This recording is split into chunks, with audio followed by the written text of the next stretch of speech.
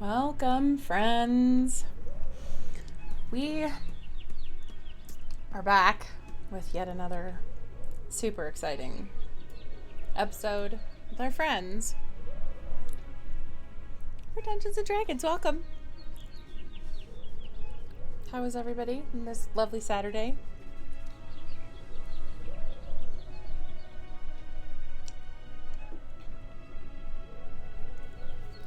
What you drinking, Pee-pee? That's whiskey. Nice. It's early. I gotta get started early. It's been a day. I also have water, though. But real question, have you eaten Yes. sufficient calories to consume whiskey Yes, this I evening? have. Okay, I don't want to have to somehow fix your stream Nope. again. Nope. That was Everybody has sufficient permissions to ask me that question. So yes, I have, and I also have food at my table side. So.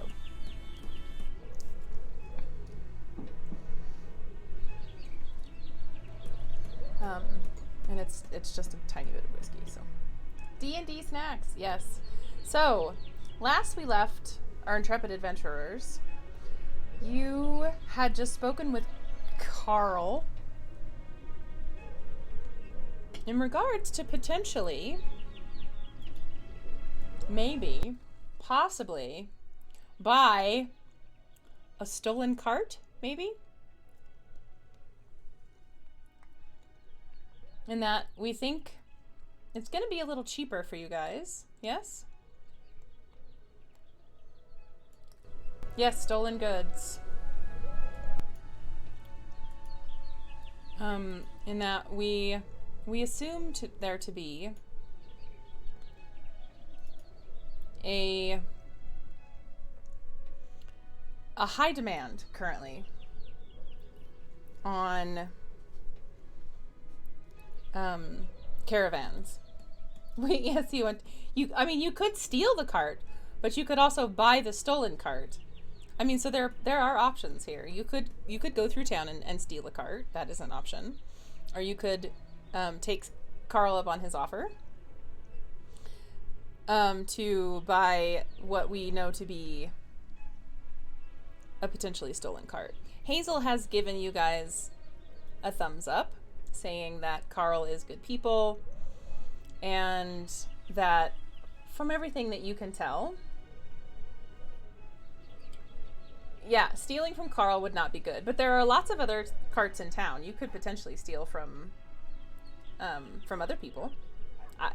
Far be it for me to hold you guys back from your adventure down a very different path. I don't know where this is going. So I think that was the plan, was to meet Carl outside of town. We are, I believe, here. Let me find our map of poster. We are coming down south through the main thoroughfare, just outside of the town, where Carl promised to find lush supplies of a very interesting origination.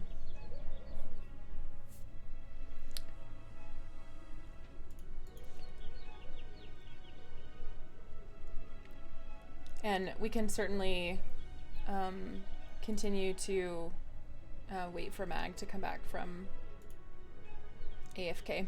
I'm at the computer. Hello. What good timing. And in which adventurers are murdered and or jailed. I mean, there is a saying in Dungeons and Dragons called murder hobos, where the typical adventurer approaches most things as the only real solution to most of your things happening to you are to just kill everyone. So maybe you guys are stealing hobos and that you really just want to thieve everything that is thrown before you. I don't know. That sounds about right. I don't know, you guys. I'm really okay with paying Carl for doing the stealing work for us. Yes, paying other people to do the thieving for you is also a valid thing to do. So, as you guys make your way from Hazel's Tavern, I don't know if there's anything else you guys wanted to do in Poster before you leave. Once you have stolen merchandise, it is probably not a very good idea that you come back into town. Just gonna put that out there. What? Just a thought. I can't flaunt my stolen goods around. You can. So You completely- absolutely can. But you probably are going to have some consequences. Didn't you say But that I it was like nighttime-ish, or are we saying that it's the next You day? guys are getting on into evening-ish time. So I would say it's starting to be dusk. It's not really dark out. But I'd say within an hour, the Okay. sun will set. Would it be ill-advised to pay a stolen cart and then to then ride that stolen cart at nighttime around this like time of day? Or The caravans that continue to leave, depending on what direction you guys want to go, if you're going to continue traveling south, or southeast, depending on what direction you want to go, there are going to be plenty of people with traveling in those areas. There are going to be people making camp along the road. There are going to be opportunities to, say, make new friends along the road. They're probably not going to care or know that you have a stolen cart. My suggestion would be to not take the cart that's stolen from Poster back into Poster. That's really my only suggestion. You could probably tether the cart, and whether or not you buy horses from Carl, or you go back into town to buy horses, or you choose to just man the cart yourself without a steed. You can certainly choose to tether the cart outside of town and sleep in town tonight. There are a couple of options for sure.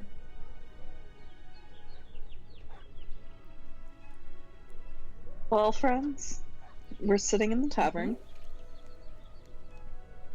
and do people have thoughts about when they would like to leave Poster?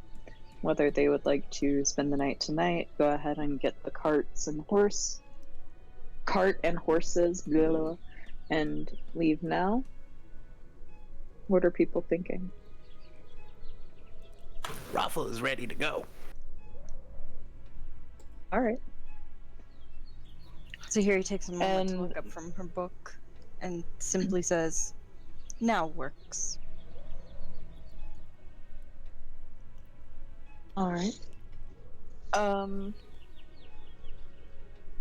Well, that's at least 3 people, because I'm fine with going now as well. Say you, Sapphire, Tree and basically Petrie. goes wherever Zahiri does, so. Works for me. Sounds like a consensus. Very well. So, I'm going to go to the bar and tell Hazel goodbye. Oh, me love, don't be so teary now. You know where I'll find. You can always find me here. I'll never leave. I'm always be here in Poster. I made you a little care package. Here's a basket with some breads, a couple pouches with me soups, and I rolled up I rolled up your favorite bedroll from the back, so you'll never be without it.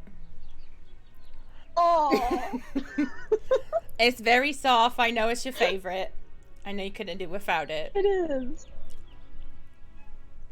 Oh, I will never find Another another another tavern keeper, so kind as yourself. Oh, there's several of us out there, I'm sure. I mean, there's never going to be soup quite like Hazel soup, but you know. Never. All right. Well, thank you again for telling us about Carl as well. Carl's Hazel, good and- people. Just don't let him leave anything inside the cart. Because he'll maybe ask you to do some favors for him. Just say no. He's a good person, but don't do any errands for him. He's not that good a person, if you know what I mean. Good to know. Okay. So, we'll see you another Indeed. time. Come back through post, I'm sure. Just not, within the next 8 months, because it's cold as hell. That it is. That Goodbye, it is. And then friends. I'm gonna. So as you Yeah. guys make your way through Oh. town and down, into the inner workings of Poster, there's lots of people doing exactly what you guys are doing. Lots of people kind of buying up supplies and tethering their packs together and making the most of goodbyes, and shopkeepers are bustling together packages for people, and there's a lot of movement around from shop to shop. There are, and you've always kind of noticed this about Poster, there's sort of a lack of policing. And you noticed this as you were helping town with the problem with Lillian and Marcus and all of that, and that they really only came out when there was some kind of really big issue. So the problem with the carts and Carl and everything doesn't really surprise you. And so getting outside of town, you see Carl again, probably maybe like 100 yards outside of town, stacked up by a kind of a roaring campfire. There's a set of kind of like 3 or 4 people around his campfire doing various kind of just chores, basic chores for what look like to be woodworking and leatherworking, and making basic reins for horses, and making backpacks, and sort of putting together those sorts of things. So as you sort of approach, Carl gives you a big giant wave, hello, to come a little closer. As you approach, you see off to the left there's a large stall with about 7 or 8 horses as well.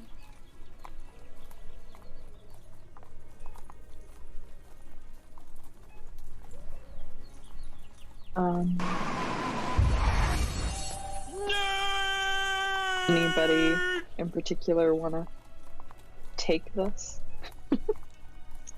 I'll talk to Carl. I sort of say to the rest of the group. What, take horses?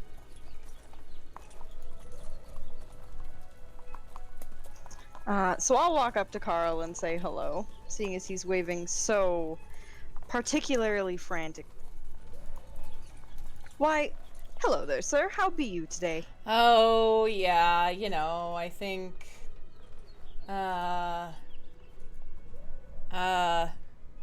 it's day. It's day.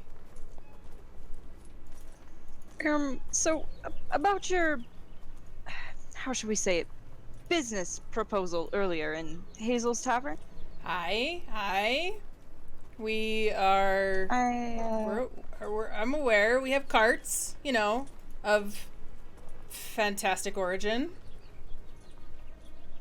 Yes. I care not for their origin. Me and my group simply wish to purchase one, and I assume the horses to go with, though they'd know better than I. Yeah. The horses can go with. I suggest for the number of party you have and for the number of individuals the stuff that you have,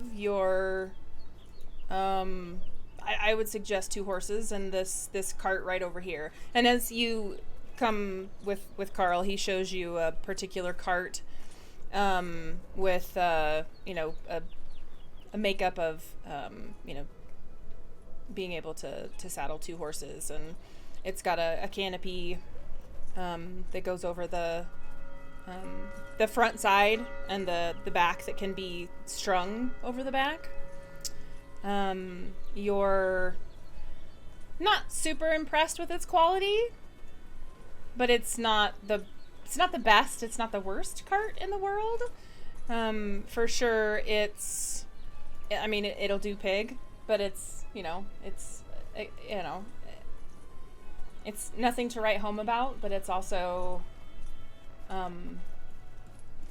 it's a good cart.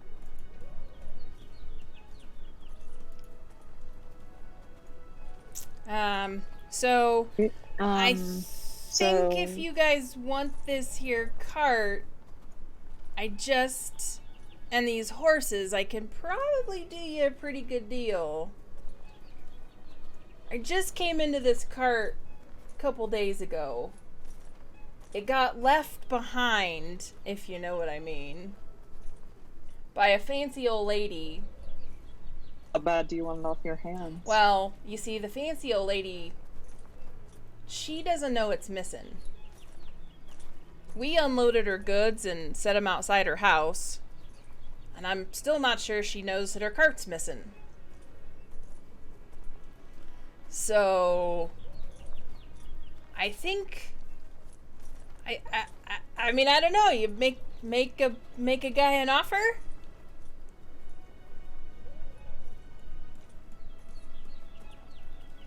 Okay, this is where my knowledge of D&D breaks down. So you're insofar as prices So you're go. welcome to. I'm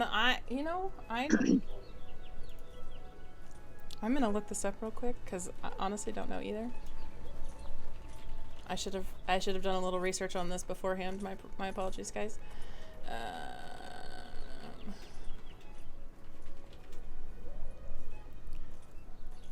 Mounts and vehicles.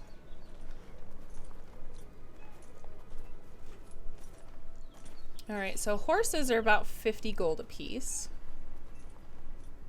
For a draft horse. A riding horse is about 75. A cart typically runs you about 15 gold. With all of like the kit and caboodle, like a full carriage, like what you're looking at here is kind of like a combination between a carriage and a cart. Like a carriage is like about 100 gold. And just a typical cart that's like basically a box with wheels on it is 15 gold. And a nice carriage that has like a door and is really nicely padded would be like 100 gold. And this is kind of like in between. Bits and bridles and barding and all of that stuff that goes with the horses and all of that stuff runs between like a couple gold pieces for each horse. So like all in all, what you're looking at for everything, for like 2 horses and the cart, I would say would probably run you, if you were to go in a shop in town, would probably be about 100 to 125 gold for all of the bits and pieces and goodies and all of that stuff.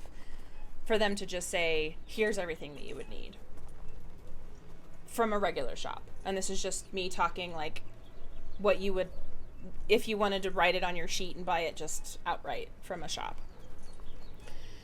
Negotiating with Carl, obviously, you can get that for much less. What you're buying is obviously the risk of, buying stolen goods.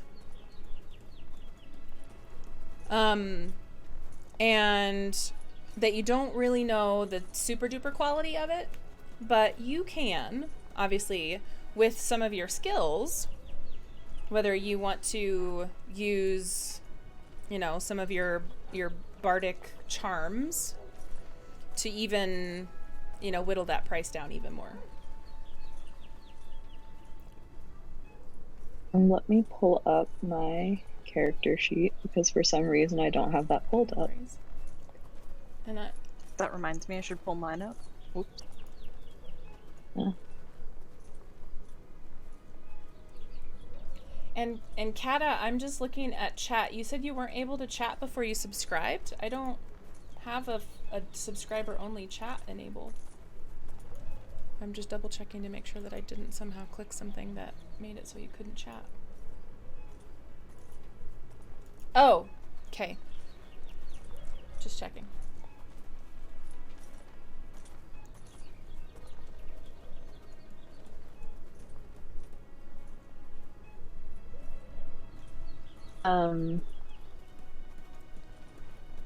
Let's see.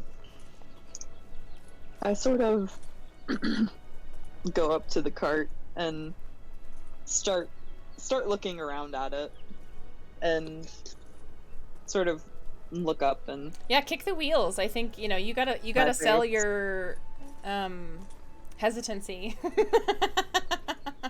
well, I don't want to kick the wheels because I don't want him to get mad that I'm like touching or like messing with it before.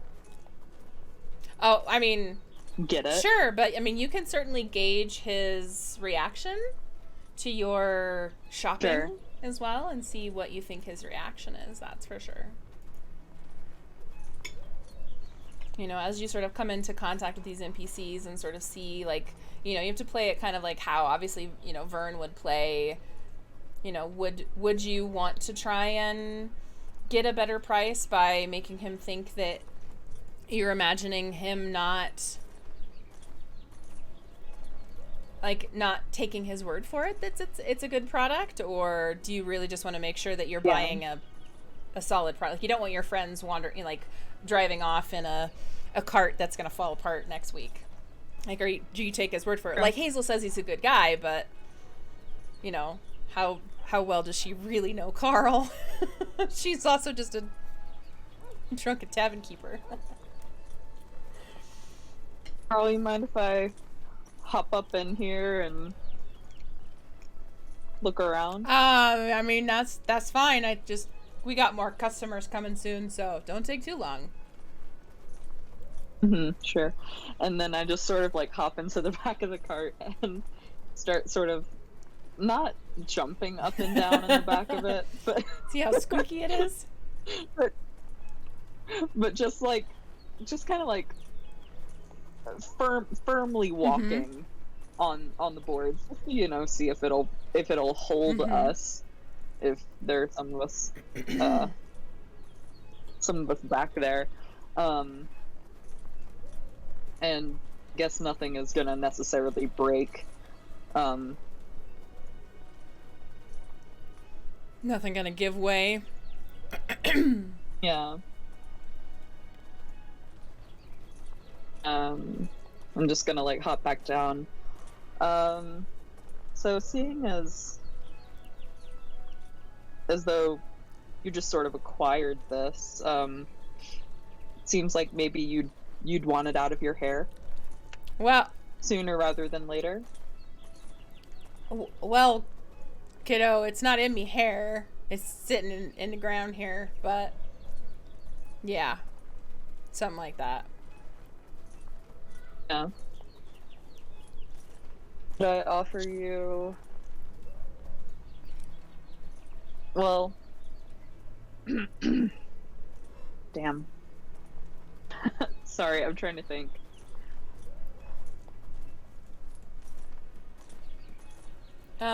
Mag, considering that he is also a thief, a lot.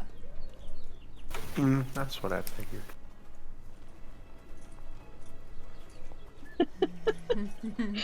I was hoping to pay Carl with his own coin. I mean, you can certainly give it a try, but then he's also a very high level, and you could tell that by looking at him, that and the gear that he has on, that if you didn't. Oh, no, see, I'd get away with it. It's the rest of the party that gets screwed. Wings are handy.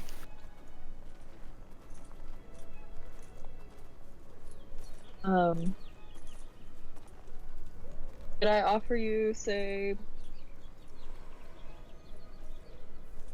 65 for the cart and 2 horses? And DM, can I roll persuasion? Unless you already had a price point in mind.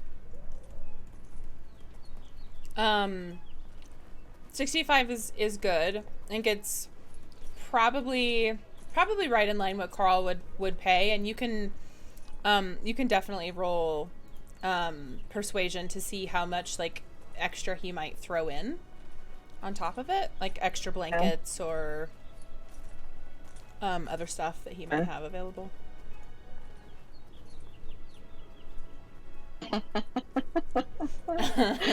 That's a start. He actually murders you He's like, for lowballing him. Well, shit.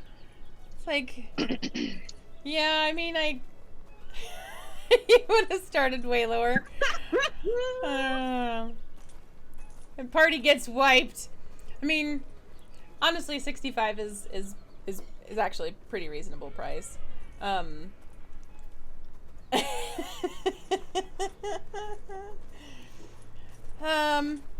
Yeah, Survive Lillian just to get killed in the dark. 65.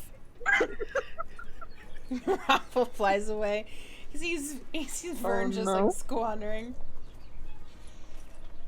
65, but you know, I get to pick the horses that you take. He's gonna give you sick horses, probably. He's gonna give you the one with the legs that are uneven in the back, so you just hear the clapping of the feet more. Yeah. What if So I told you that Hazel sent us and spoke very well, very he was kindly of in the you. bar. He was the one that was there. So yeah, I mean he was True. there. He knows. Damn. It's all good. Hoping to roll with advantage. So he says, yeah, 65's Charm my way out of fine.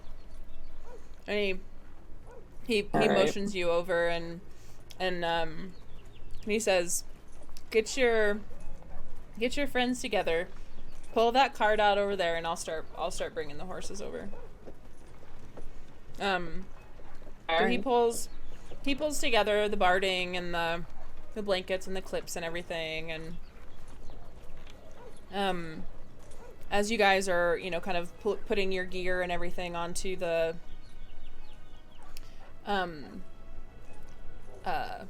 onto the front of the cart, he's pulling the horses around, and he starts putting saddles and blankets and everything on top of the horses. And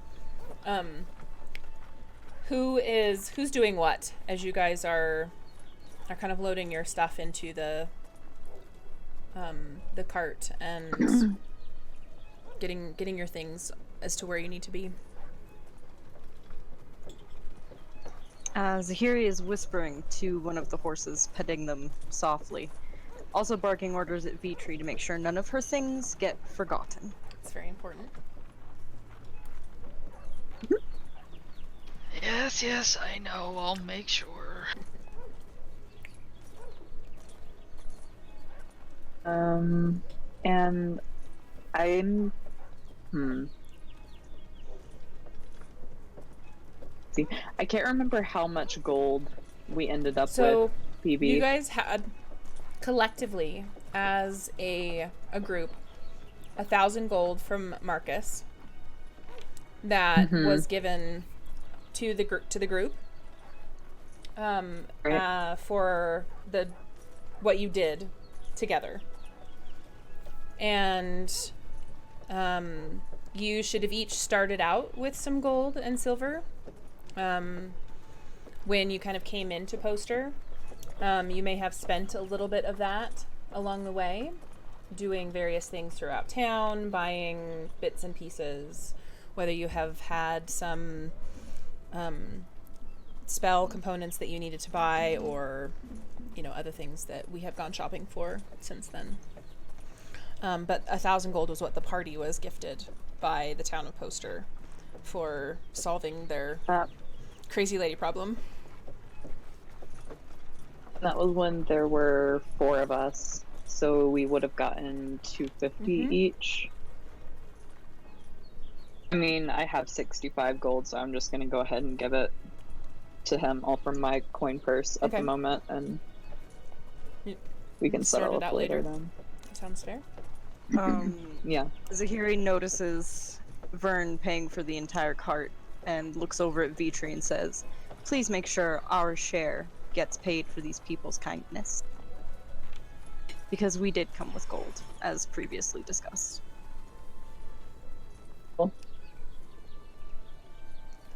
Sapphire will You're usually the head one over. carrying it.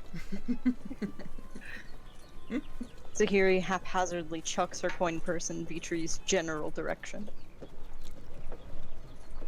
Oh, the chucking of money. Carl sort of looks at the heavy coin purse out of the corner of his eye as he continues to put the saddlebags on the horse.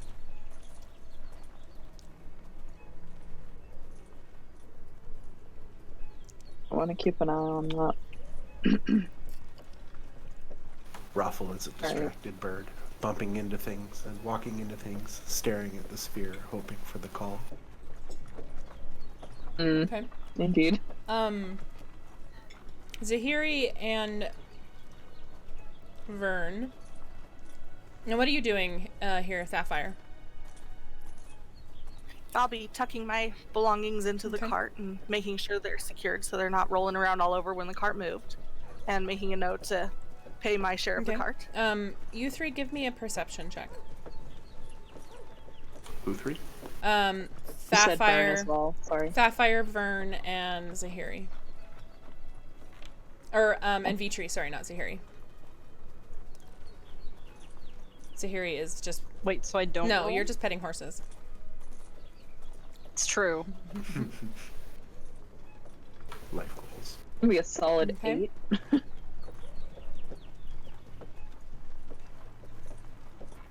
Sorry, you said perception? Maybe a 20 plus your wisdom modifier. You're proficient, add your proficiency modifier. Well, my wisdom modifier is a -2, so So you can just roll a d20 and then take whatever it is. Yeah, I don't know that I think you need the bot doesn't do minuses very well, so you would just do an automatic. Alright. Nice. Damn. Good Vitri.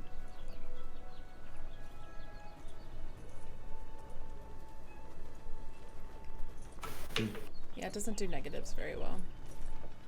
It doesn't think you'd ever have a negative modifier, which is garbage. You have negative modifiers all the time. Oopsie doodle.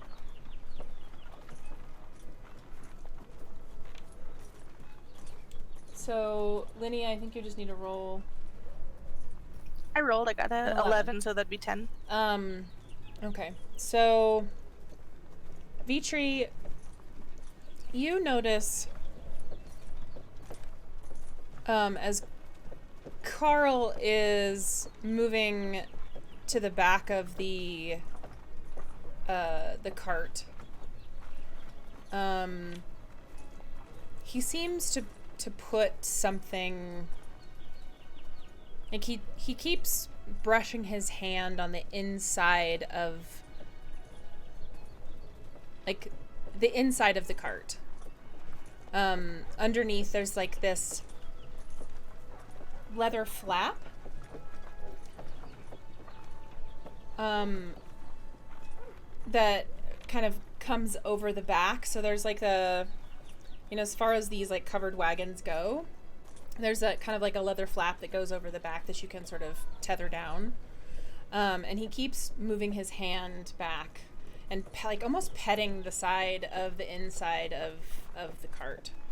And you're not like, it doesn't look like he's putting anything in the cart or taking anything out of the cart. It's just very odd behavior. And you're taken aback by it. And you don't really know. Yeah, it's weird. He's a loon. You frequent with a crazy person, and this is weird behavior. Right. So you're like, you now feel like, Zahiri is at least taken with a horse. You might need to just keep an eye on Carl until you guys want to leave. So as you guys finish kind of loading up your cart and you've got everything in your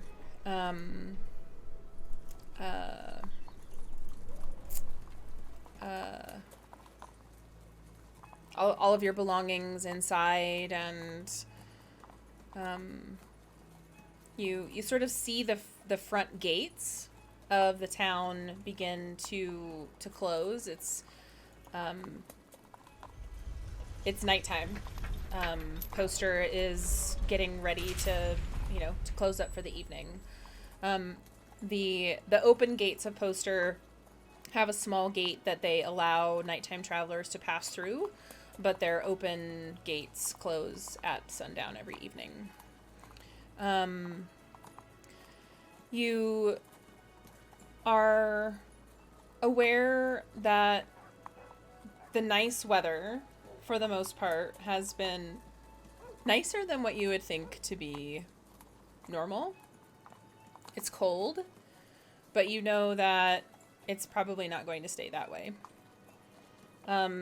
They don't expect there to be any particularly terrible weather, but if you were going to tether the cart and the horses, at least one of you would need to stay with your belongings if you were going to sleep outside, and then the rest of the party would sleep inside of Poster, or if you were going to begin your traveling and sleep somewhere along a path, you would probably want to get going fairly soon. So, as Carl finishes tethering the horses to the carriage, he says, "Now, this leather here I made myself. I don't want you to think it's not of proper quality, because it's fairly fresh. See, we just killed the cows a couple days ago with which this leather was made, so it might stretch a little, but it's good quality leather, I guarantee it. So, for this bridle here on this here horse, just check this particular tethering in a couple days and make sure it hadn't stretched too much. But you should be good to go otherwise." And I think that's all she wrote. Now, I wouldn't take this here cart back into town, but if you head straight south, there's lots of other people traveling, lots of other people sleep on the road, but I would always have one person sleeping with one eye open, because there's always people like me on the road looking to take your stuff.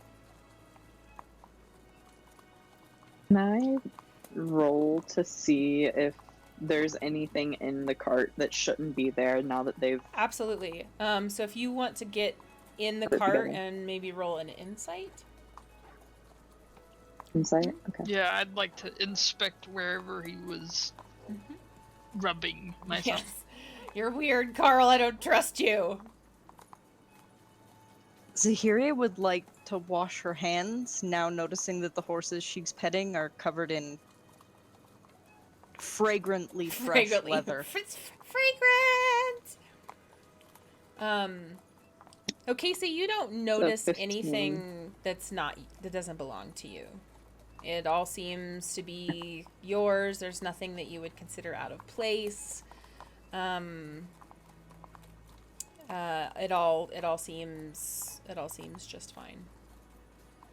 What did you want me to roll? You can also roll an insight on how you feel Carl's behavior had impacted the cart, or what he was doing to the cart.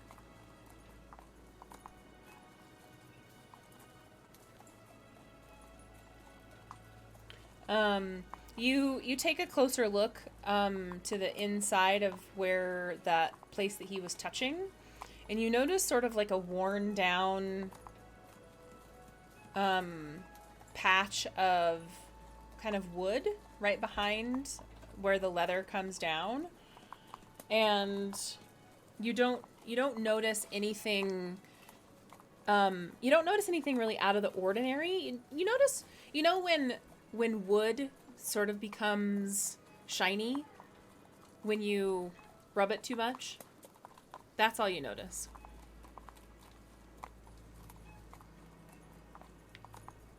So that's really all you see.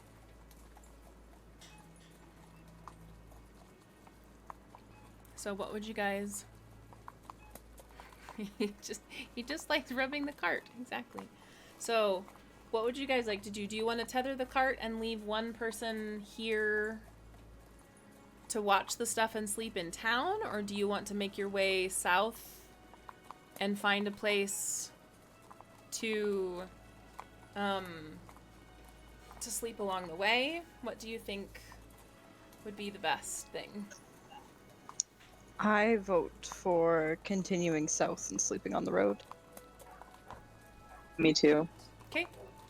Raffle can sleep anywhere. Okay. So with that, Carl makes his way back to the fireplace. He sits down. He starts working on another leather barding, and tips his hat at you and says, "Now, like I said, check that barding tomorrow. It might be loose. Don't want it to slip off your horse and it go running off when you least expect it."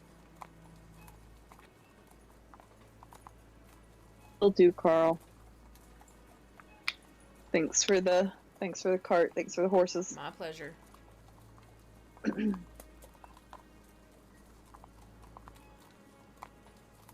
And I guess we just sort of make our way down the road. Yeah. So where would you guys like to position yourself? Who's going to be handling horses? Who's going to be driving? Who's going to be in the back? Who's riding alongside? Raffle will fly lookout. Okay. Zakiri has animal friendship as a skill. Or as a spell, I should say. Or something. You know what I mean.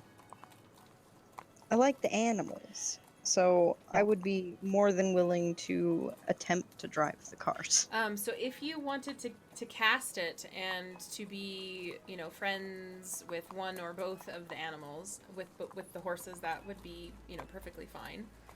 That sounds like a good idea. How does this affect your needing to listen to your book and your attention to your book? I can ignore it for a little while. Okay. How as long as a little while?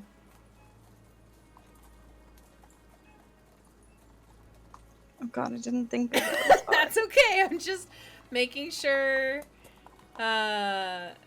Yeah, and animal handling is a good thing to do too. So I'm just posing it to you. Clearly you want to do this as a character, right? You want to be friends with the horse and you want to do this thing. And I'm all for letting you want Correct. to do this because I think it's hilarious as an idea that you do this and then get distracted with your book. And then fun things can happen. I was gonna say, I see this going one of two ways. Either I manage to stay distracted enough to ignore the book, or I get distracted by the book and we crash the car. But then, people in your party start to understand that maybe you need a bit of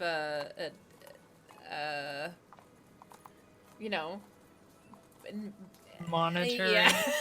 I think Vitri Babysitting. understands the need for constant babysitting, obviously.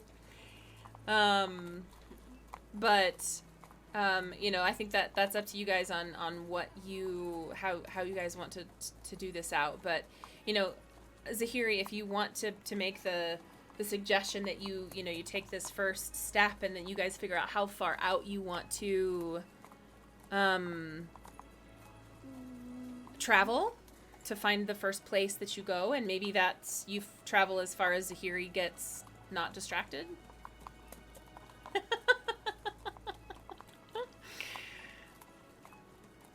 And that's where you guys make camp. So.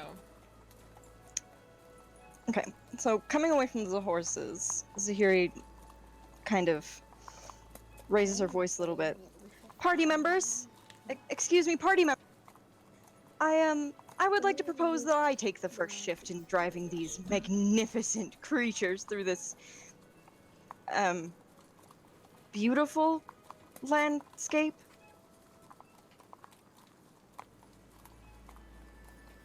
Huh? Who know much about what to do with horses looks up and says, "Okay with me." You I hear a also am distant not very good "Scrah!" with animals. Perfect, then it's decided. And before letting anybody else finish, Zahiri simply hops up into the driver's seat of the cart and takes the reins. Oh, brilliant. Awesome. So as you guys kind of make your way out of town and down this path, you see there's a few other people on paths ahead of you. You can see that this particular path is fairly downtrodden. You notice that Carl did leave you a map. There is a fairly few nicely scribbled maps, in a little pocket right next to the front. Given the direction that he pointed you towards, you are headed towards Louisville, in a general, southern, sort of western direction. And the horses will go in a fairly good clip if you wanted them to, but right now they're just, kind of going in a, maybe 2 to 4 miles an hour. They're going pretty slow. Where is Vern current? Are there any members of the party for whom a long rest is only 4 hours? Without a feat or a spell, or like for you, Casey, I think not likely. Hey. Okay. I know that sometimes elves, they only have to meditate for like 4 hours. Or half elves, I couldn't remember. It would be elves, yeah. Avery. Okie dokie.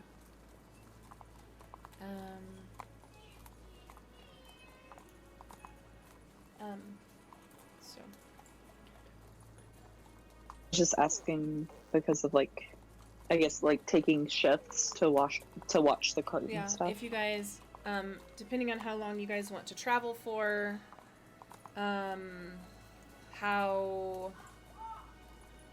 could you close my door if you want to stay in here with me? So Boba's not screaming at us? Or, okay, thank you.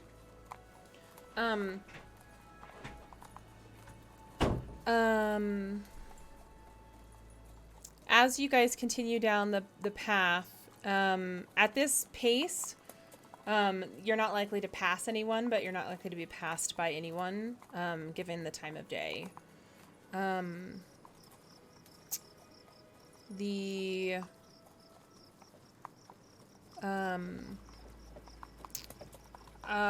How long did you guys want to travel for?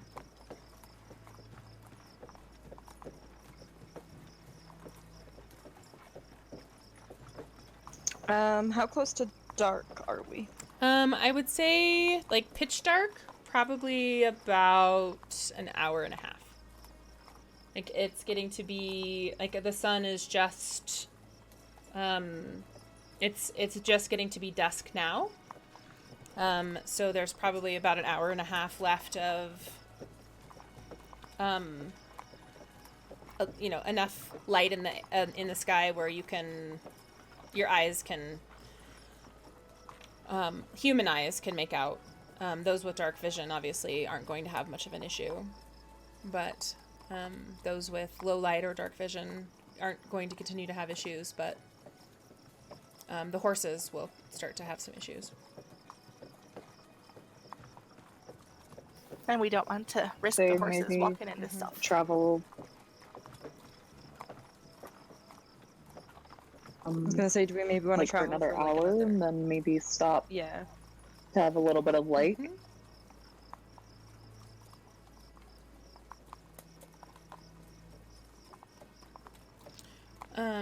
So yeah, that sounds fine.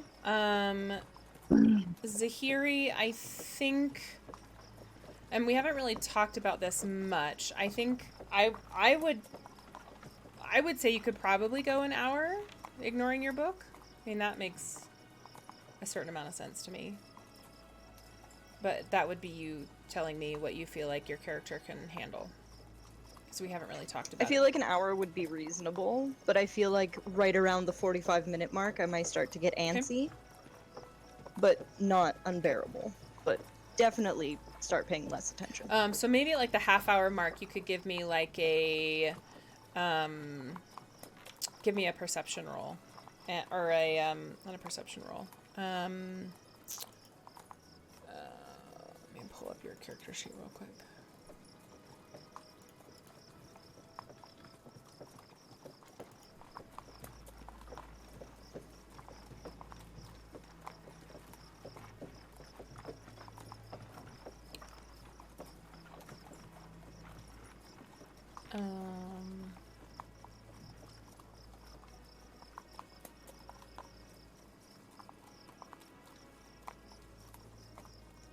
I'm gonna just give me like a survival roll,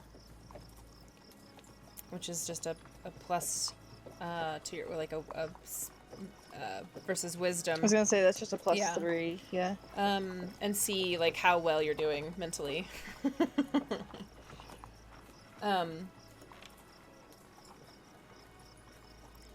Yeah, that works. I was gonna say either that or an insight check, but So let's just address this really quick. Also, sorry about talking out of time or over people. When I listen in Discord, the end of people's sentences are getting cut off for you for some reason. So this happens a lot when people are not using push to talk. They're using voice activity. And I can certainly move myself to using push to talk. So, or I can change my sensitivity on Discord. So it's troublesome sometimes in Discord when your sensitivity is set to a certain amount. And I think this is worth addressing because obviously we don't want people's sentences and we don't want things to get lost for other players, especially when we're going to be using Discord for the majority of our conversations, right? So if that's the case, we could either move to strictly push to talk, or we could move to, instead of Discord automatically determining our input for sensitivity, turning that down a little bit so that that sensitivity is picking up more of the words that we're saying. So, and you can change the push to talk release delay. So I'll change it to, the problem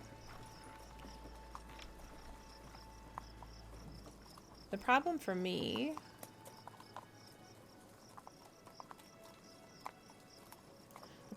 with push to talk is I often forget to push to talk. All right, we'll see if that helps any. And here comes the girl child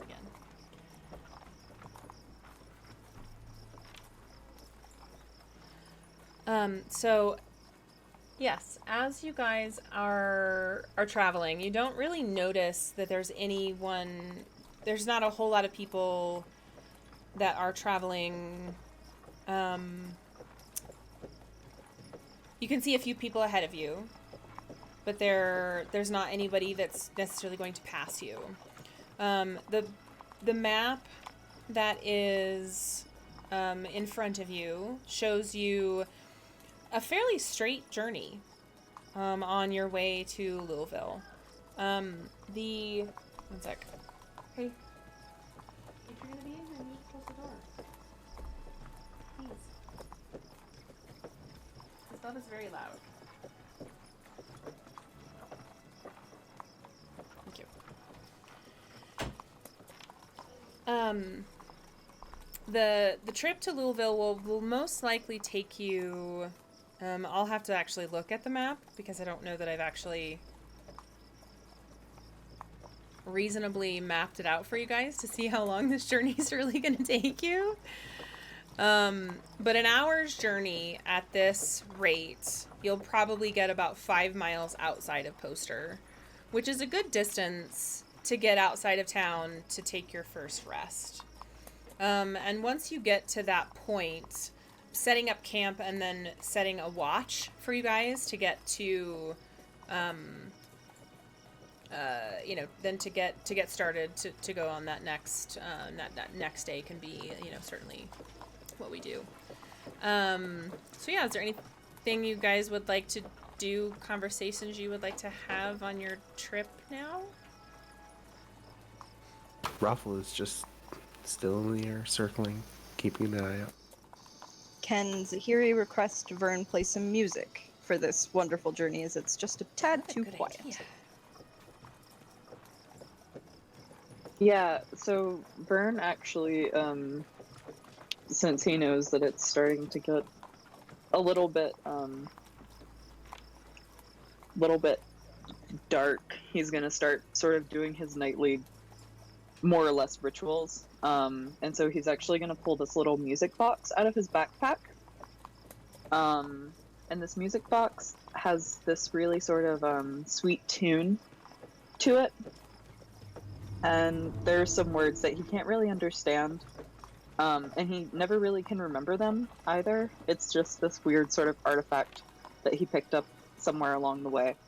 And so he's going to get that out and start playing it, because he doesn't really feel like playing much music right now because he's pining for Hazel. Aww. And so he's just going to let the music box do his work for him while he starts to polish his instruments and everything. Is there room for Vern to sit up front in the driver's seat with Zahiri? Yes, there's a 2-person seater, or it's a 2-seater. Vern, my dear, would you care to come and keep me company up here in the driver's seat? Oh, sure. And I just sort of clamber on up to the front, with the music box sort of held chaotically in my hand, and I just sort of put it down somewhere, like on the ground between our feet or something like that. Oh, And I have my dulcimer in my hand. Please, the music box. Would you care to keep playing? Oh, sure. And I just open it back up and let it play. That is quite a beautiful melody. May I ask where you came across this music box? Found it in a village I used to live in. Maybe, like 40 years ago now. And just always felt compelled to keep it. I know that it does play music, because I've discussed it with other people. I just I can't understand it, and I can't remember what it is. I enjoy it. It's soothing. A strange, contemplative look comes over Zahiri's face, and she goes eerily quiet, looking straight ahead at the road instead of looking towards Vern, listening to the music box as it continues to play its melody.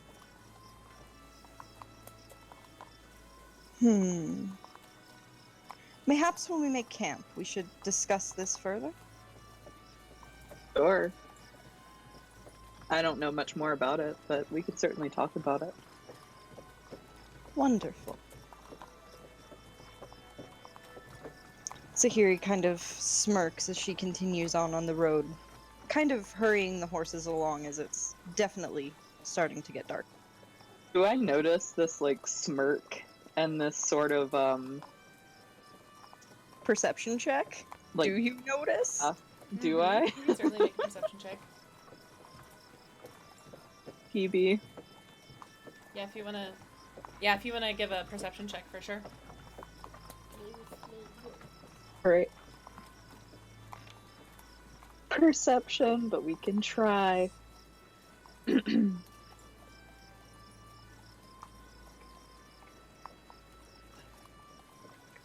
Type.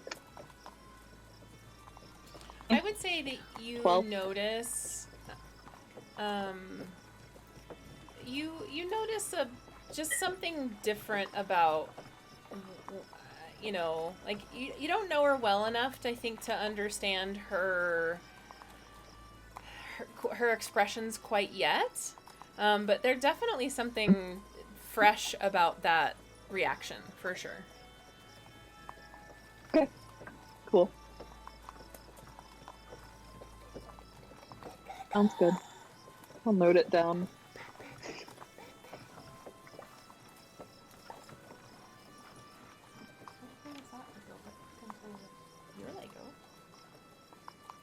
Zahiri is still just smirking, looking at the road, kind of lost in her own thoughts. More or less, after getting the information from Vern that she wanted, is immediately less interested in the conversation at hand.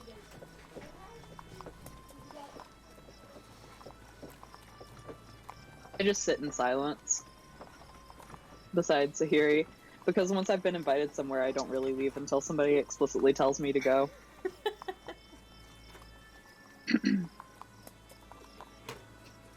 Sapphire fly around in the sky, figuring that if anything suspicious is coming up, Raffle will catch it and warn us.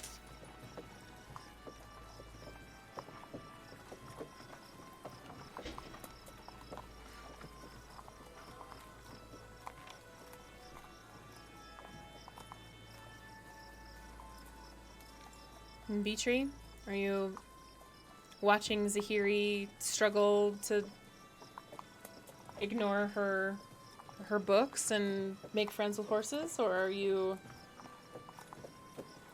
relaxing for once? I'm kind of paying attention to her and kind of just keeping an eye on things from the ground level. You're a horse girl now. Yes, maybe.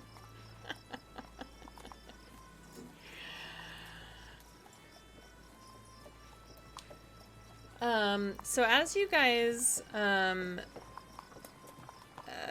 off to one side of this, this trail that you're on, you notice there's sort of a clearing coming up to one side. There's not any particular, nothing that's particularly alarming about it.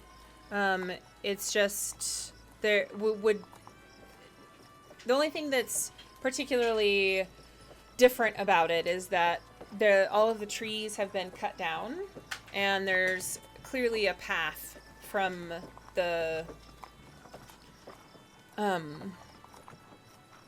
road, where you can see that there are several carts that have been pulled off of the road, and where several people have gathered to make camp. Where you can see that there are 6 or 7 other carts pulled off to one side, and there's a large fire in the middle. And there are a lot of people obviously making camp here as well. How long would you say have we been on the road? Maybe 20, 25 minutes. Avery, could you close the door? Zahiri suggests to the party that perhaps we should go to the next camping spot. This one does look as a this little one's full just a little already. Yeah.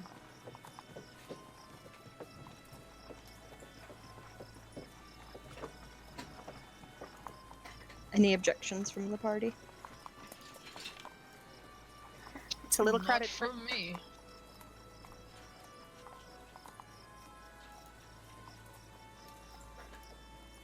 More people means more thieves, so I'm happy to avoid it. All right. So as you guys go on, you see several people sort of like watch your. Do you want me to do that roll, Phoebe? Yes. As you Now that we're past the camp, supposedly. supposedly yes. As you pass, you notice there are several people that kind of watch your cavern, your caravan as you go by.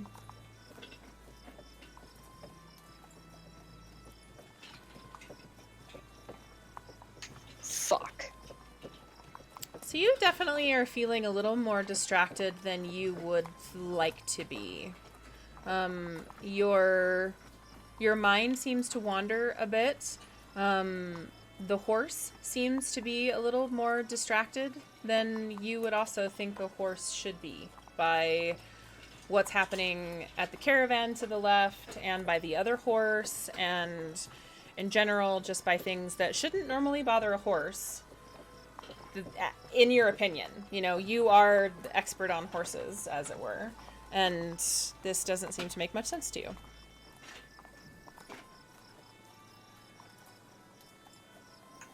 I think something's wrong with the horses. They're stumbling and swerving and weaving, and they're not at all paying attention. Weaving horses.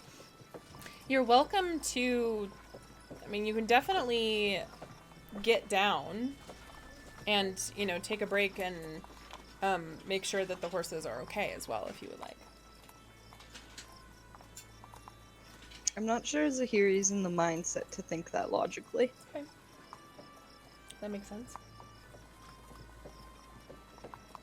Zahiri is clearly becoming more and more agitated as time goes on, sort of jerking the reins to keep the horses stable, which is really just making them more spooked. Well, V-Tree will encourage her to stop.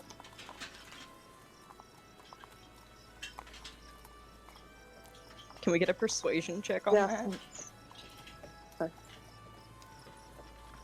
I don't know that I ever persuade you as much as intimidate you, but okay. Yeah, I would say definitely... Is there an intimidation yeah, check? intimidation check, for sure.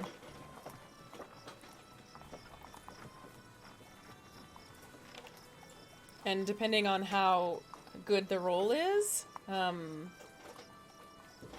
a failed intimidation check can incite aggression.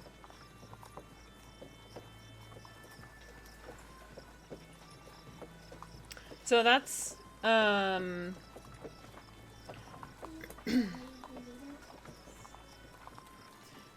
let's see, and you have a chance also to roll. 1 second. Look at your character sheet.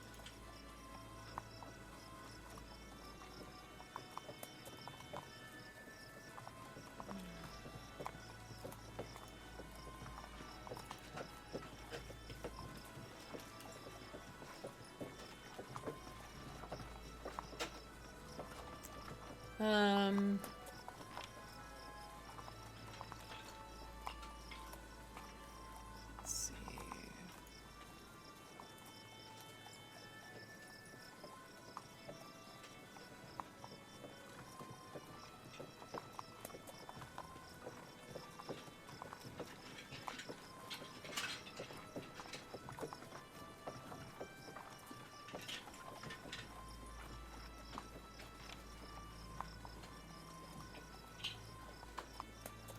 Just looking to see.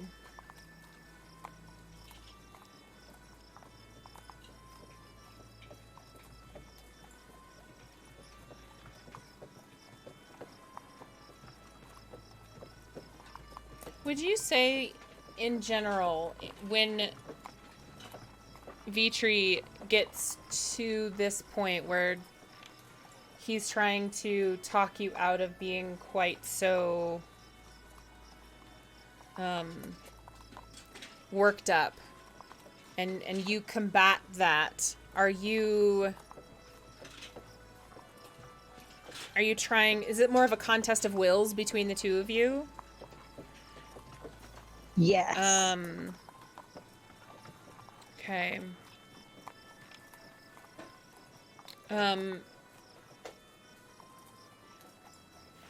Which is higher for you, Vitri, your charisma or your wisdom?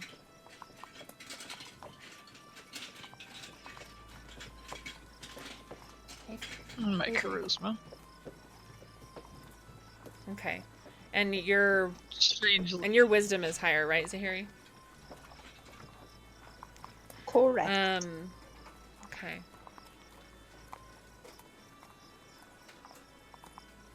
I just want to give you both the chance to, like, with skill, combat each other's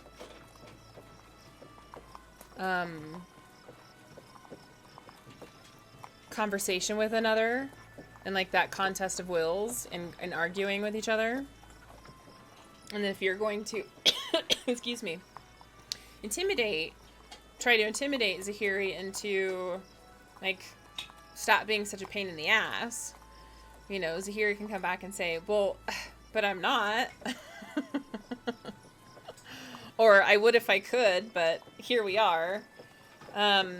So What if I could, but I'm fucking bonkers. So why don't you give me let's see.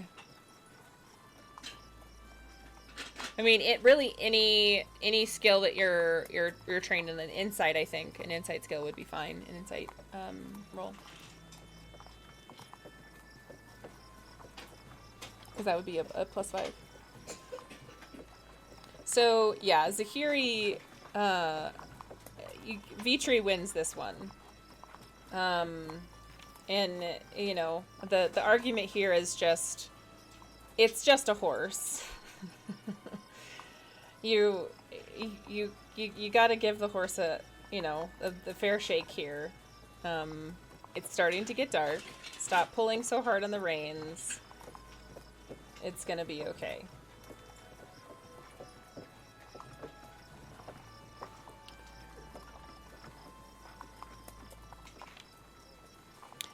So your as you guys continue on, you notice up ahead there's one cart slowing down that you had noticed up ahead before you, and some lights off in the distance, off to the right. And for the most part, most of the light has escaped from the sky. The general feeling that you have gotten from your evening has been one of basic peace and quiet. Hey Avery, you're being very loud and I need you to just be a little bit more gentle with the Legos, okay? Okay, Avery's playing with Legos behind me, so it's a little bit noisy. As you sort of pull up behind this other cart, or you sort of approach them, you notice that they're also unpacking to potentially make camp for the night. There are 2 people in this cart. They appear to be a young couple, and you hear a baby crying. They look fairly nervous as they see you approaching, given the number of people in your party. There's a similar clearing off to the right side of the road here to where there was before, but there is a huge tree, like giant tree up ahead, that you guys really haven't seen a tree quite so large as to the one that is in this particular clearing. The clearing is kind of bared off to the right-hand side, just before where this particular tree is. And there is one other cart in this particular area that has already made camp for the night. There is a small campfire in front of their wagon, and there is one man sitting there at his campfire, and you can't see any other people out and about besides that one particular cart. What would you guys like to do?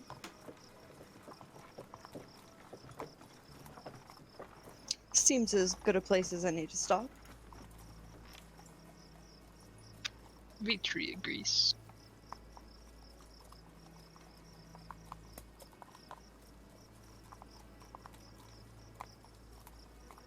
Likewise, I'm okay with stopping here for the evening.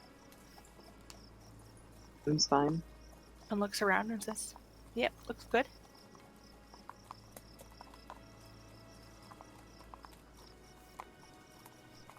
Okay, as you guys approach, you hear the baby begin to cry louder.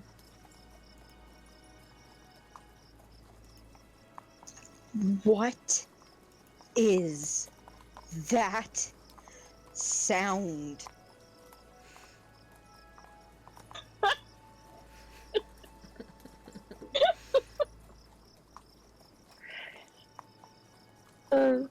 It's a small child. I would suppose. Can we dispose of it? I know you were gonna say that. No, can't really do that. Could potentially camp in a slightly further place, but seeing as it is quite dark, we might have a bit of a hard time with that. Zahiri pulls her cloak off and sort of fashions it around her head, covering her ears, and then firmly cups her hands around said ears before screeching, "Before I snap, somebody make it stop!" Zahiri is not good with children.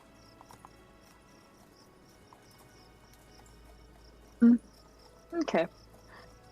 I hop off the cart and I go to find the location of this small child.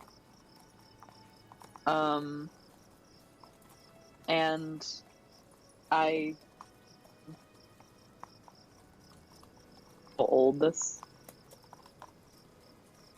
You said it was a baby? Yes, so there is... I assume if it's crying, it's a baby. Yes. So there is a... It's a couple, a young couple, where it's a human couple. They appear to be fairly young, in their late 20s. The baby seems to maybe be... Demons not fond of babies. Who knew?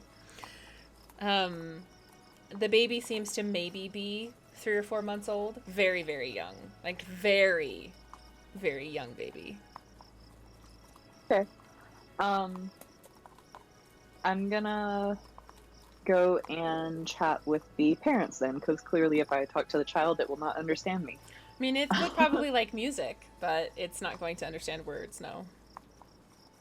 Right. Yeah. That's what I'm thinking. Is like either I'll probably play it music, or if the parents are okay with it. Zahiri's just gonna remain on the cart, pulling her book out from underneath her as she was sitting on it. And she's going to begin whispering to it for comfort.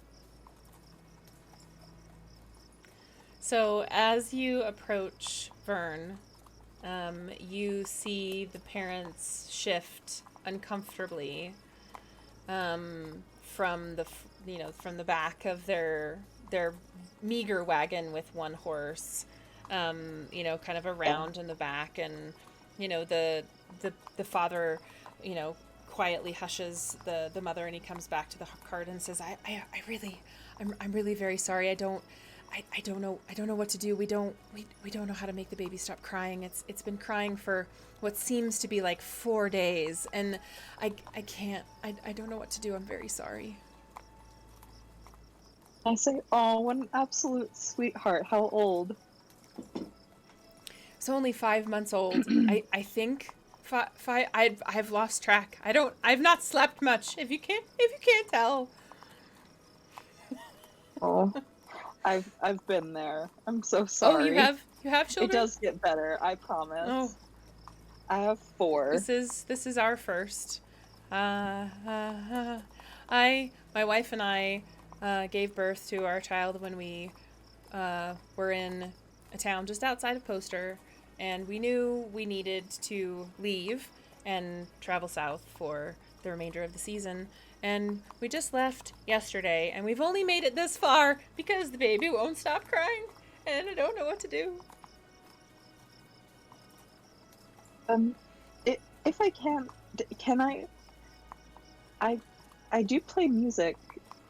I could possibly play a lullaby and see if that helps at all. I think at this point anything would help, and my wife's name is Maribel, and the baby's name is Sherry, and my name's Terry, and I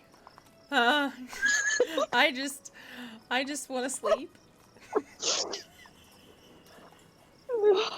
Maribel, Sherry, and Terry. Okay, well, it's very nice to meet y'all. And I go back. I go back to the cart, and I rummage around in my backpack, and I'm trying to find sort of the most, I guess, soothing instrument that I can think of. Which, for what I have, let me double check and make sure that I'm remembering my instruments correctly.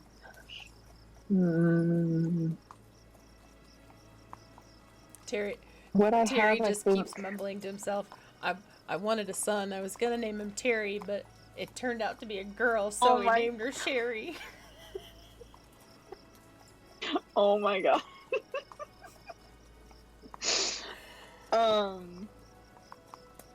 Yeah, I'm actually gonna bring back the music box, because I think that it plays the sweetest tune of what I have. And so I just sort of, I raise my hand and try to be like non-threatening seeming, because I know the way that I look. And so I sort of raise my hand softly to Marabella. And The wife? bring the music Mhm. box over and just sort of open it, and it starts playing the little soft tune. And so the wife holding the baby. And I don't know like what to roll for Performance. that. I don't know if you have an idea of what to roll for that. I mean, it's just a music box, so more than anything, I think it would just I would be. say performance, but I'm not really playing it per se. Yeah. After I ate all my mac and cheese, and I wanted to eat. Okay, I'll be there in just a second to get you some more mac and cheese, okay? If you're feeling better and you want to try some, I'll be out there in just a second, okay? I'll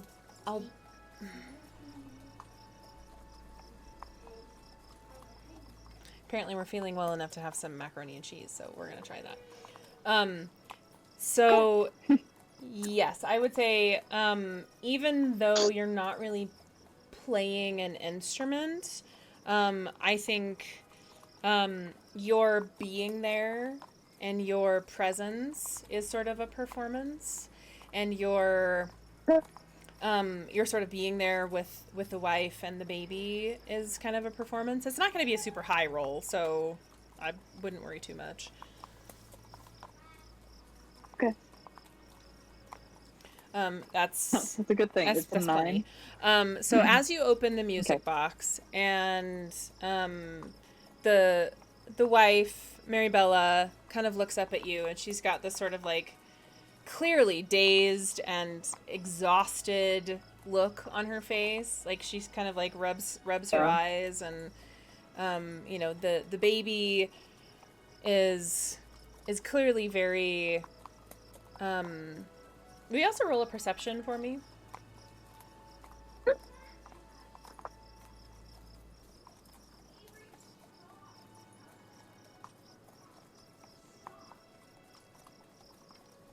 Okay. 20, non-natural. So you can tell by hearing the baby's cries, being a father yourself, that the baby's also very hungry. So looking at the mother and looking at the situation, it's up to you how you want to kind of handle this, but you can tell that both of the parents are very tired. They're not in a good way. They're not, you can tell that they're not doing this on purpose. They're not purposefully neglecting their child. They're new parents. This is a 5-month-old baby. They don't know what they don't know, right? And we've all kind of been in those situations where we're doing our best. So however you would like to sort of handle that situation, and knowing that the cry that you're hearing for that baby is one of exhaustion and hunger.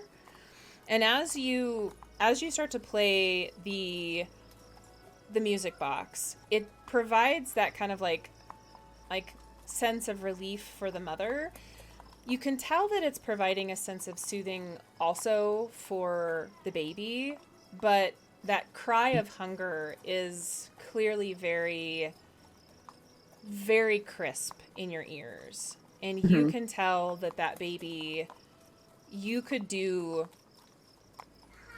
completely solve this baby's problems by just putting that baby's mouth on that woman's boob. And that baby would be fine. But she is completely without any clue as to what that baby needs. And she is just just completely without awareness of what that baby needs right that very second. Okay. And I'm going to go feed my child and get myself some water. So I'm going to be right back. Okay. Sure.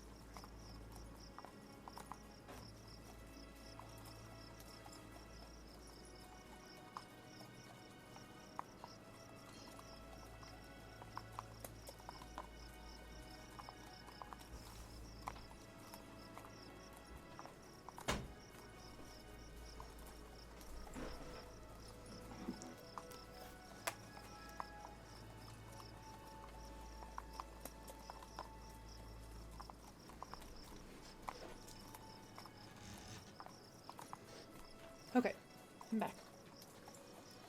I'm reading. Yes, and you could actually offer soup, maybe in small sips to the baby, but soup also to the parents would not be the worst idea in the world either. Yeah. Say, I'll be right back, and then I'm gonna go over to the cart, and I'm going to. You said that Hazel gave us a basket with some soup and some bread and things in Yes, it. so Havel gave you like this huge basket that had like a big, like one of those big, huge, like sourdough bread husks, and a couple of flasks of soup. Yeah. Okay. So I'm gonna tear off like a good at least half of the chunk of bread. And then a couple of the flasks of soup and take them back over. And I'm gonna sort of shove one of the flasks into the father's hands, I suppose. And then just sort of bring the other ones over, set them down. If I'm sorry, can you remind me of your name? I'm talking to the mother. My name's Marabella. Marabella. My name's Marabella. I think, yeah, Marabella. That's my name. Marabella. You think your name's Maribel? Oh yeah, okay, yeah, got it. Sorry. It took me a long time to process that. Maribella, if you don't mind my being so bold, I do have my own children. I believe your child is hungry. I don't know. I don't know when the last time um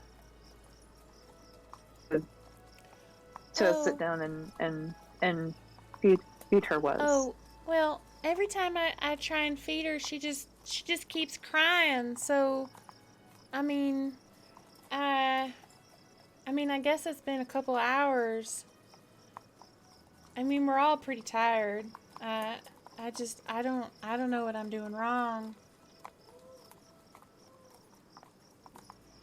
Do you breastfeed? I'm sure trying.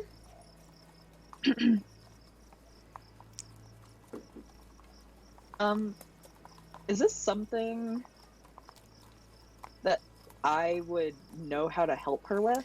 I think as a father, I think you could probably, yeah, after 4 kids, you could probably give her, uh, probably give her some good pointers. As a half orc, your wife probably would have breastfed as well. I think it most likely would have been, something that you would have been comfortable with. I think given, just asking her, would it be okay if I gave you a couple of pointers, that you could just very easily say, why don't I pour you a bowl of soup and I'll just help to show you a few tricks that I might come across myself while you're eating, and help, like, here's this hold and here's this one, and like, you might want to try this, and you could just sit with her for 10 minutes and just show her a few tips and tricks. So Vern was never married. He adopted all of his kids. He adopted them all when they were really small, and when he could, he would go and spend time with the mothers who had them and who were like giving them up for adoption. Gotcha. And so he hasn't necessarily been that intimate with it, which is part of the reason why I'm Gotcha. asking, if you would he know how to help? Yeah. I mean, I guess it for me, it would mean, like, would you have, as an adoptive father, wanted to have seen these children being fed? My guess would be that you wouldn't have shied away from it. In that No. The experiences that you have had around, especially being adoptive, wanting to know that you've had that extra connection, that absolutely. Mm-hmm. So, that there's a chance that you would have had, the opportunity to, to say, I get that this isn't easy, but, sometimes you just have to play into giving yourself a little bit of patience. But I have this really amazing soup that might make you feel a ton better after you have a little bit of it, that'll make you feel even better and give you a little bit of energy that you might need to get through just one more second of a day with a super tired crying baby also. So I'm gonna take some sort of little receptacle out of my bag or out of the basket, depending on where I was keeping sort of a bowl or a mug or something like that, and just pour some soup and give it to her and tell her, you should eat too. And this soup in particular, it seems to make people feel a lot better. If it's, especially if it's been a while since you ate yourself, you're not going to be able to feed your child probably would want to. And so I just sort of give her some soup and a hunk of bread. And the rest of the soup and the bread I sort of wrap up and leave there for them. having already given one of the flasks to the father, to Terry. So as you put this in front of her, she kind of like goes wide-eyed and like, thinks to herself like, it's probably been like since she looks over at Terry, like, earlier this morning since I've eaten anything. So yeah, I'm probably a little hungry as well. And she starts to have some of the soup and clearly starts to feel a little bit better about herself. And she says to you, I do understand what you're saying, and I really do want to make my baby feel better, and I really do like your music, and I really do think I can do this. I just sometimes I get so tired. And so as she's doing all of this, she takes the baby who's crying, and the music starts to kind of calm everybody down, and she puts the baby down, and the baby's eyes kind of like close a little bit and flutter close, and she puts the baby underneath her shirt, and she puts the baby to her breast, and everybody just sort of calms down, and the music is playing, and she's eating the soup, and there's just sort of this like wash of calm that comes over everybody's bodies. And Terry sort of looks at Vern and goes, "Are you sure that soup isn't some sort of magical concoction that's just not gonna kill us all?" It's magic. Why would it kill you? Have you not ever been on the receiving end of some really terrible magic then, there, friend? Because there's some magic out there that's not the nicest I've ever seen. Oh. Well, I suppose I have, but I myself have had probably, and I sort of like count on my fingers, and then just sort of like throw my hands up in the air. I don't know how many bowls of that soup I've had in the past several days, but at least in the past 2 days. But you can clearly see I'm in pretty good spirits myself, so I think y'all should be fine. And I do trust the person who made this for me, and I think she has a little bit of extra love to this batch. Well, let's hear hoping that there's not some sort of crazy delayed effect that's not going to kill us all in a week. But I do appreciate it, because that's the first time I've actually seen my wife relax and eat a meal at the same time that my child is relaxed and eating a meal. So I really do appreciate it. I really do. I'm glad I could help. And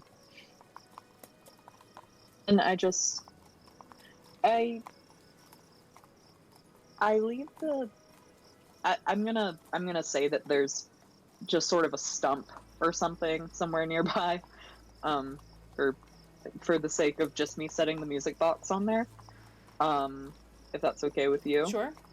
And I'm just gonna kind of leave it there, playing. It automatically just sort of seems to magically snap shut when the sun starts rising for whatever reason. But okay. Till morning. Perfect. So as you kind of walk away, you notice Terry sitting next to his wife, and them kind of whispering quietly to one another, and the baby is quietly feeding, and everybody seems fairly content. So as you kind of make your way back to your own group, there is a hush over the camp. The other Hazel's soup does cure all ails, even babies. The other cart goer is he's still at his campfire, but he seems completely uninterested in you guys. And there are several other, kind of like you had said, kind of like stump. There's areas where you can make a campfire and tether your horses. There's clearly sort of like designated camp areas in these clearings underneath this huge, huge tree that you can kind of like safely nestle yourself into an area, kind of like pull your carriage into, pull your cart into, so you can kind of pull it around when you leave safely. They've kind of they clearly had an engineer figure out the best way to kind of create these areas for lots of people to move through here. But it's just the three of you in this particular area for the night. The tree above is, like I said, it's a fairly huge tree. It's not one that you've really seen before. The area is fairly quiet, and you are now seeing the kind of the beauty of everything as it's quiet and there's not much else happening. It's just you and the tree and a few birds and the wind. That's it.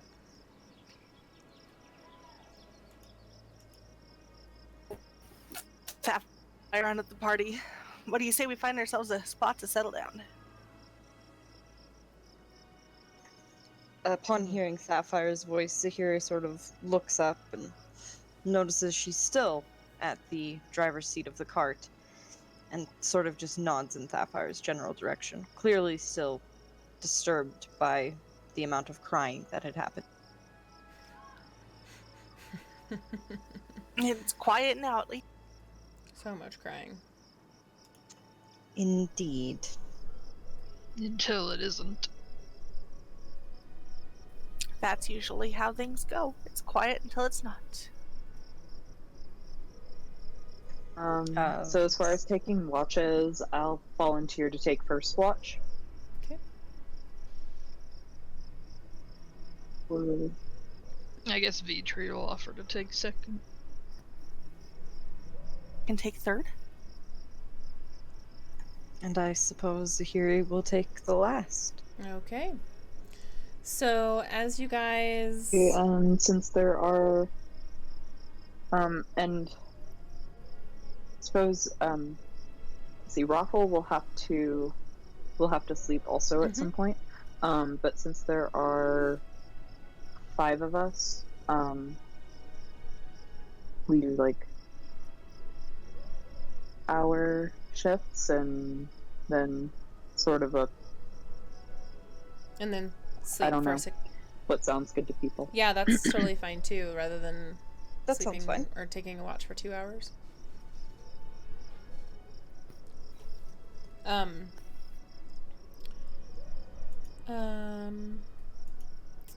So as you guys sort of like figure out your bedrolls and PB, you're not talking in Discord. Sorry. Yeah. So as you guys sort of like figure out your nightly routines and get your basic bedtime routines figured out, you see Terry kind of like sheepishly coming over to your cart, kind of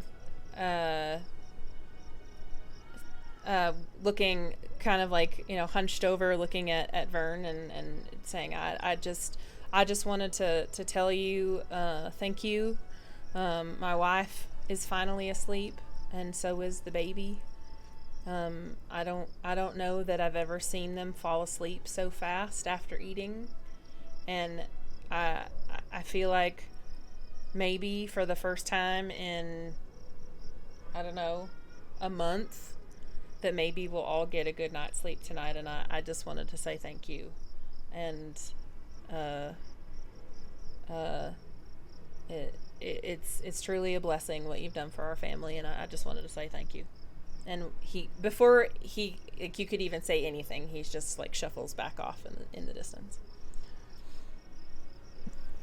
I'm not gonna say anything because it seems like he doesn't want anything said to him. So I'll just leave it there. But so as you guys are, you could definitely do 1 hour or 1.5 hour, depending on how long you guys want to sleep for. I'm guessing a basic 8-hour long rest. Yeah. Between the five of you, or however you want to split it up. And I will, in another window,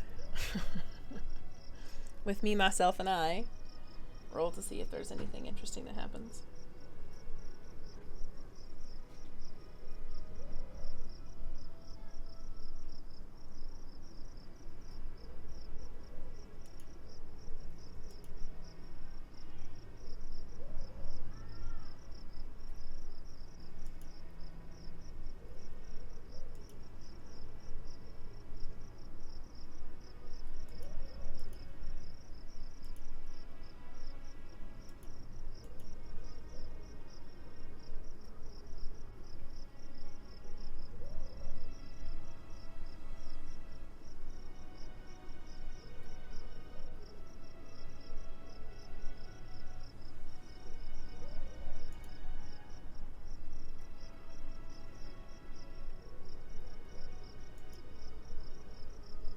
So, yes, Sapphire, I need you to give me a perception check. Uh-oh.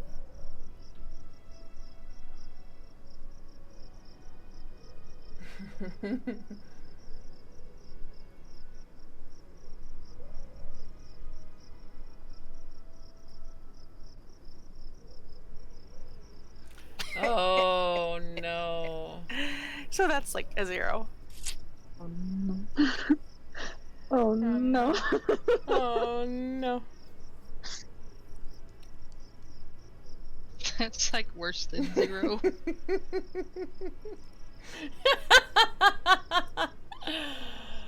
We're all fucked.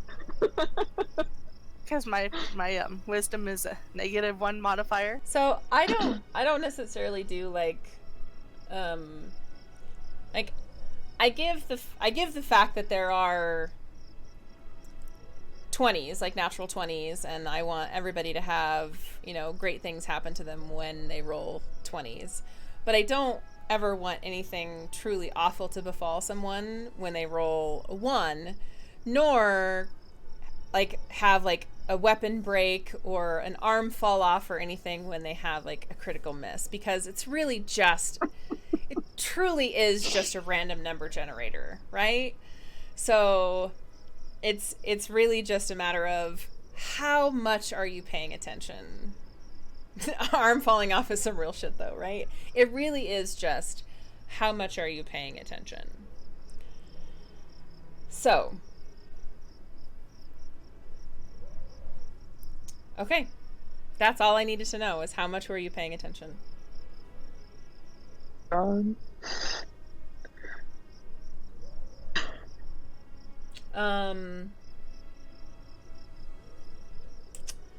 And then I will roll some dice.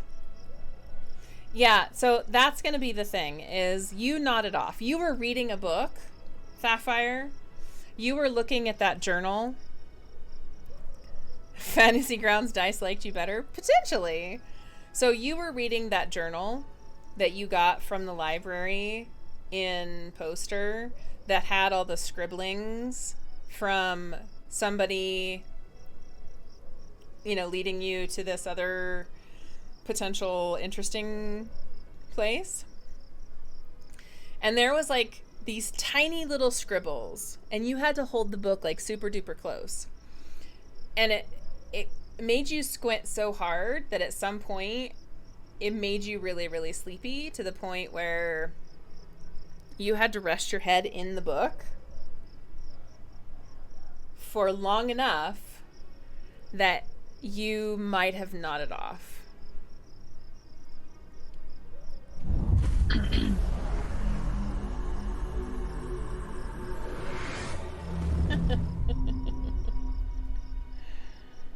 Hey, farts. Thanks for the 6 months.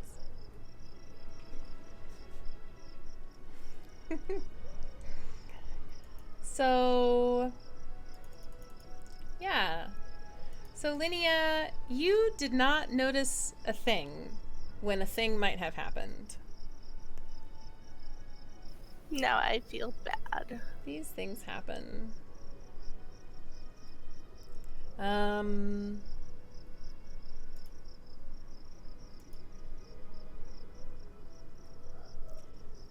Zahiri and Raffle. The rest of the evening seems to have come off without much else happening.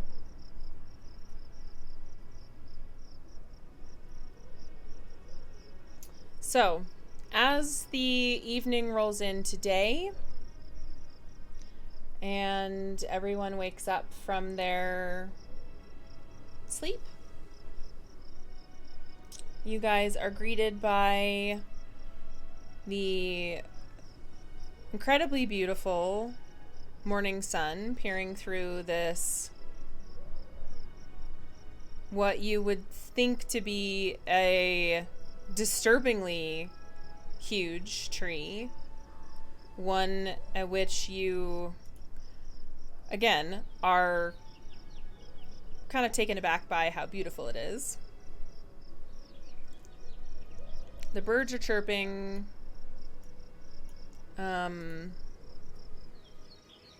There are your neighbor person up and wandering around, working on their cart. Strangely, you hear some chickens kind of wandering around in the distance. Raffle dodges and poops in public. Lovely. Lovely.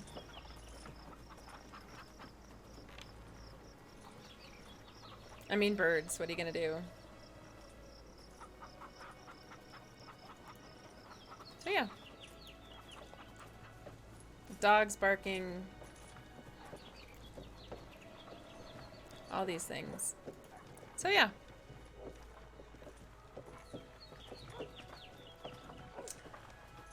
What would you guys like to do in the morning when you wake up? Vitri you'd like to survey your belongings. I was gonna say we should perhaps look over our belongings. That would Already about probably it. be a good idea.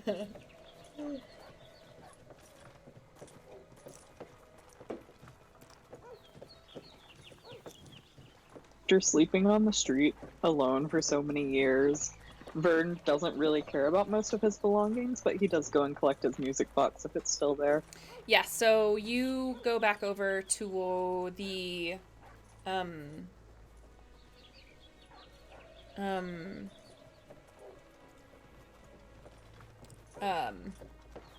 their camp, and you notice that they're packing up their belongings, and without bothering them at all, you're able to pack up the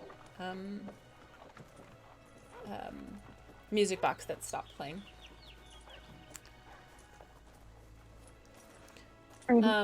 So you guys notice that your belongings all seem to be there, but they are displaced. Uh-oh. Your things seem to have been rifled through. As though maybe someone was looking for something.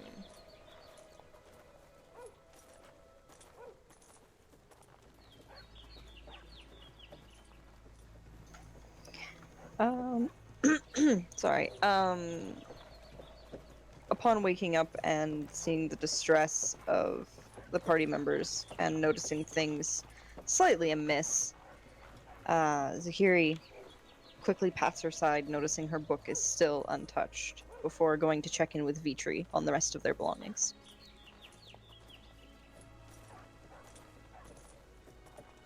I don't really think anything is missing.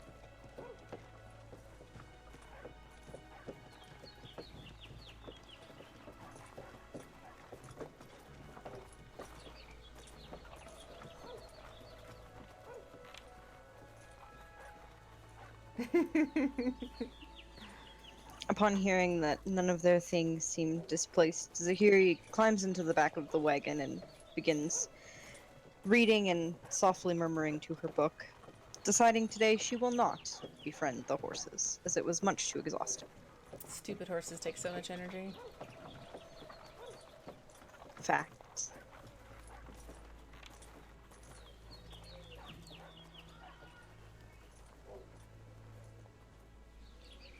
So yes, you don't see that there's anything missing from your belongings. You feel eerily you feel at ill ease that your things have been touched. If that's something that you would have noticed, it would definitely be something that you would notice. Like, as you have things put away in the cart, they would have been like shoved, like not just like a shoelace is out of place, but it was like, you know, your belonging, like your backpack was upside down.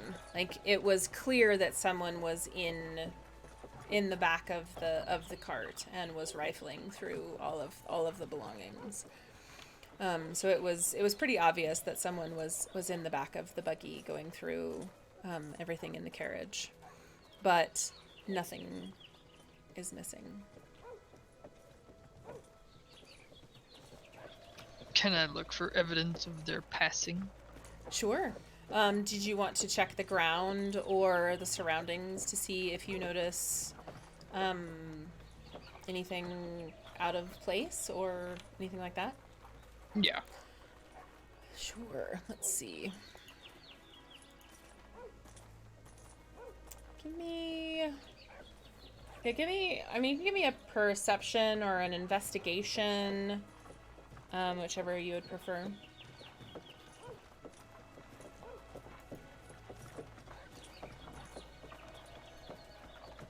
Good call. Vern is going to check on the leather on the horse.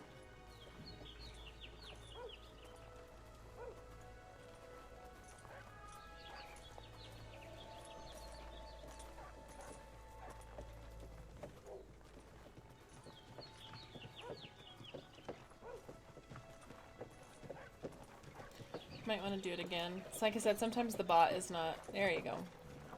Oof. Wow. So yeah. You don't really notice anything out of the ordinary. There's been so much traffic here. The footprints and the number of sheer trash that's out there is just overwhelming to you. And you know, in general, you're just thinking to yourself, like, you know, obviously there was a lot of people that could have passed through here last night that would have, you know, potentially come upon your carriage, that might have taken interest in your things, that just wanted to see if you had anything of real significance, and or that was looking for something specific and really didn't find anything. So, yeah. You didn't really see that there was anybody specifically that you could have picked out that was really looking, or that had come and gone that you would have noticed or recognized.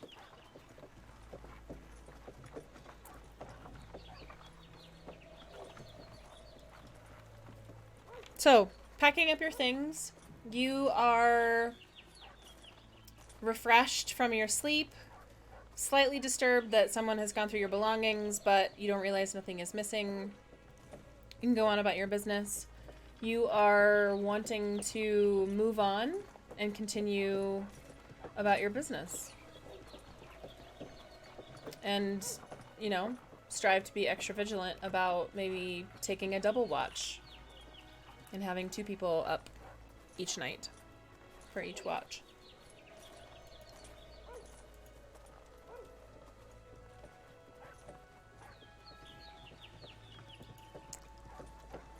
All right. So onward. Zahiri has adamantly refused to be friends with horses. I did it one day. I'm over it Right? now. No thanks. Horses are cool, but lots of work. Do we have any other volunteers that might like to guide horses in the general direction of straight? Because it's really not that hard. Mom, Asher Yeah. is breaking my pen. Asher is breaking your pens. Oh no. Okay.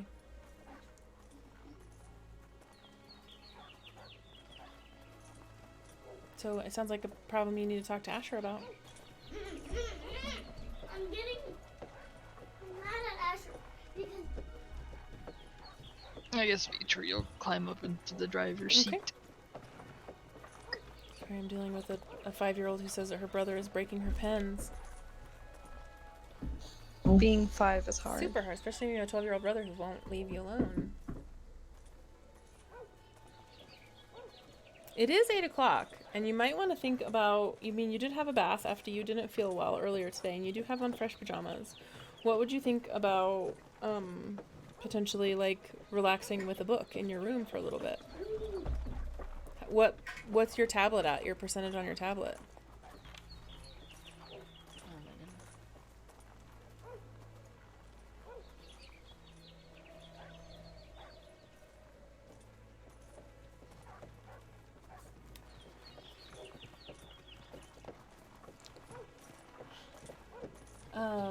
All right, so Vitri's gonna drive, and everybody else is sort of on their way. So, what we can do for travel is percent of 3%. Well, it sounds like it needs to stay plugged in for a little bit while you continue to enjoy it.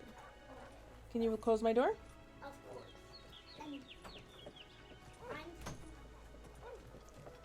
And I can roll for a certain number of things to potentially happen while we are traveling, whether you come across individuals or trouble or potential conversations that you guys might want to have, and things to happen to you along the way. And then if there's anything that you guys would like to do along the way, then we can do that. I just need to look at the map really quick.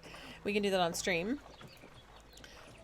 Because I'm not really quite sure how far it is from Poster to Louisville.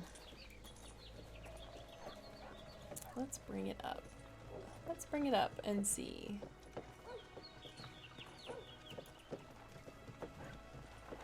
While Vitri's driving, Vern is sitting with his back towards the driver and looking back to keeping an eye on things. That's a good idea.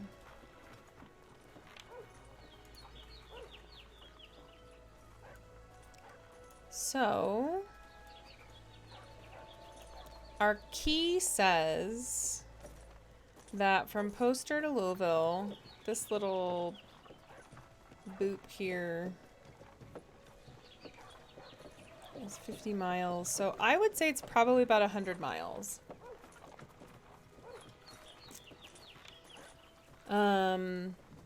Given the pace of an unladen swallow, let's see how fast the average cart horse travels, shall we? Can we ask Google? I mean, I really don't know how fast the normal...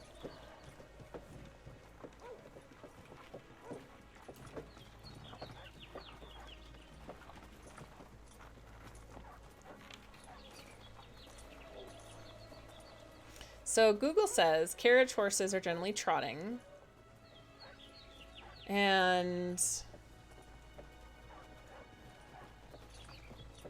they can convey a carriage 20 to 30 miles in an 8-hour day.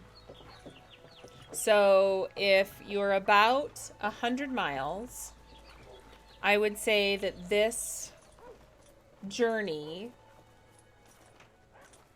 Sure thing, Linnea. Library books do disappear. I can attest to this personally. I have had a child's library book go missing just recently for $41. So 20 to 30 miles a day. So let's just say that your horses can travel 30 miles a day. So let's just say your horses can travel 30 miles a day. And you have 100 miles to go. We'll just say you have 3 days travel. And on each day, you guys are traveling for about 8 hours. You can take 3 breaks for about an hour each. Given the need for the horses to take a break. And on the 7th day, we rested. And obviously we'll have to take breaks in between for various sundry things.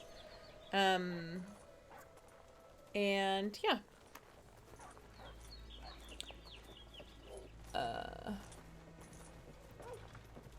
So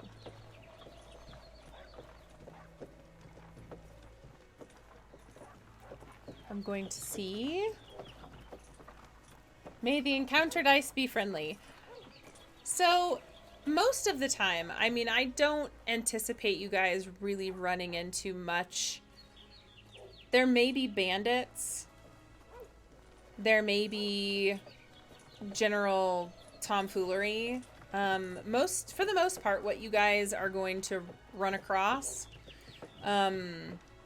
is other players. And the potential conversations that you might have, the opportunity for you to barter if you wanted to is also there. Tomfoolery, no. To barter, to have conversations if you guys wanted to do things like that. I mean, that's always... Sorry. The potential for you guys to do things like barter or do crazy things with other players, or not other players, but really the only thing that you guys are going to potentially run across is other NPCs, potential bandits, and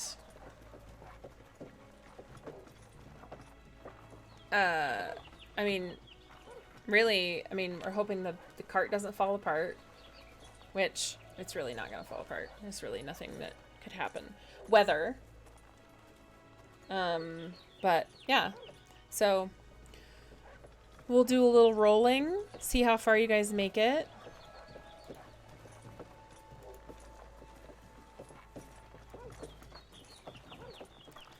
Just like in the, what was the game that I was playing with the, where you catch dysentery? Oregon Trail, thank you.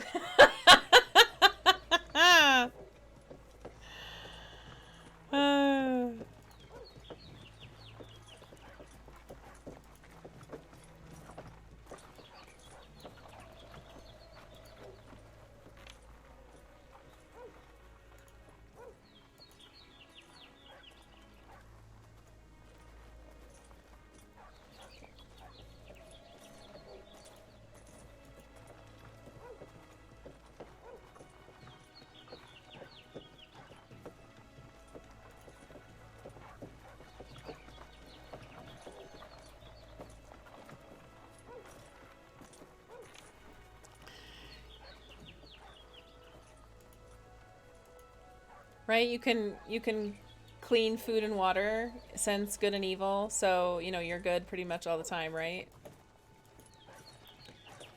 So as you guys close up on the first day, you notice one of the horses has kind of a limp. Sorry. As you guys close on the end of the first day, you notice that one of the horses has kind of a limp. It's not overly pronounced, but it seems to be slowing you down a little bit. 3 days.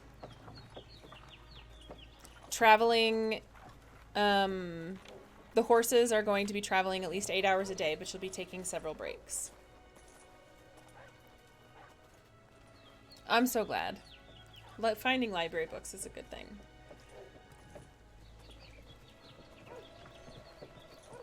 You're gonna have to put put him down. No. No. So Zahiri senses a slight shift in the cart's movement and looks up from her book and sort of peers over to the horses as they're trotting along, noticing one has a limp. She sort of pokes at Vitri, who's driving the cart, and says, "I told you there was something wrong with the horse yesterday." "But no, Vitri. It's just a horse, Zahiri. There's nothing wrong at all." "But wait, who is right? Again!"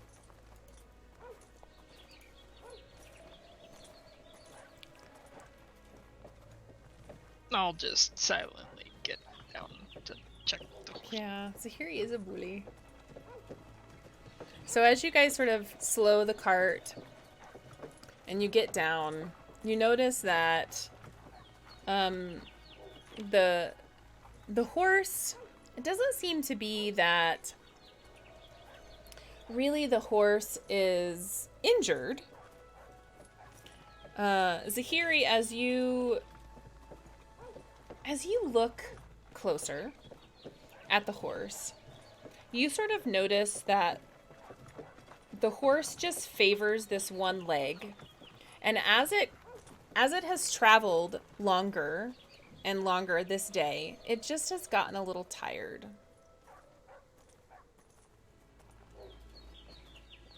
And the day has worn on, and the horse has, but at the end of the day, you can tell that the back leg on the right side is just a little shorter than all the rest of the legs.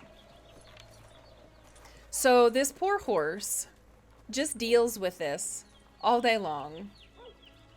But at the end of the day, this horse is just tired. And you realize that you could probably solve this with a good a really good thick and good horseshoe, but that's probably not going to be something you can do here on the road unless you find a really lucky person in a camp somewhere that is a horseshoer or who has really good horseshoes and a smelter and an anvil and etc. So you realize just by looking at this horse that it's just tired. And he's gonna make it just fine to the, where you guys need to go. You probably have maybe 45 minutes left in your 8 hours of travel for the rest of the day, the way you had planned to travel. But that 45 minutes is probably now going to take an hour and a half because he's just moving a little slower to get you the distance that you really wanted to go that day. And you realize that maybe your sympathy for these horses, as your animal handling and your kind of love for these animals, your empathy for this horse is kind of like triggered, and you feel bad for him because it's really not his fault. he's just a little special.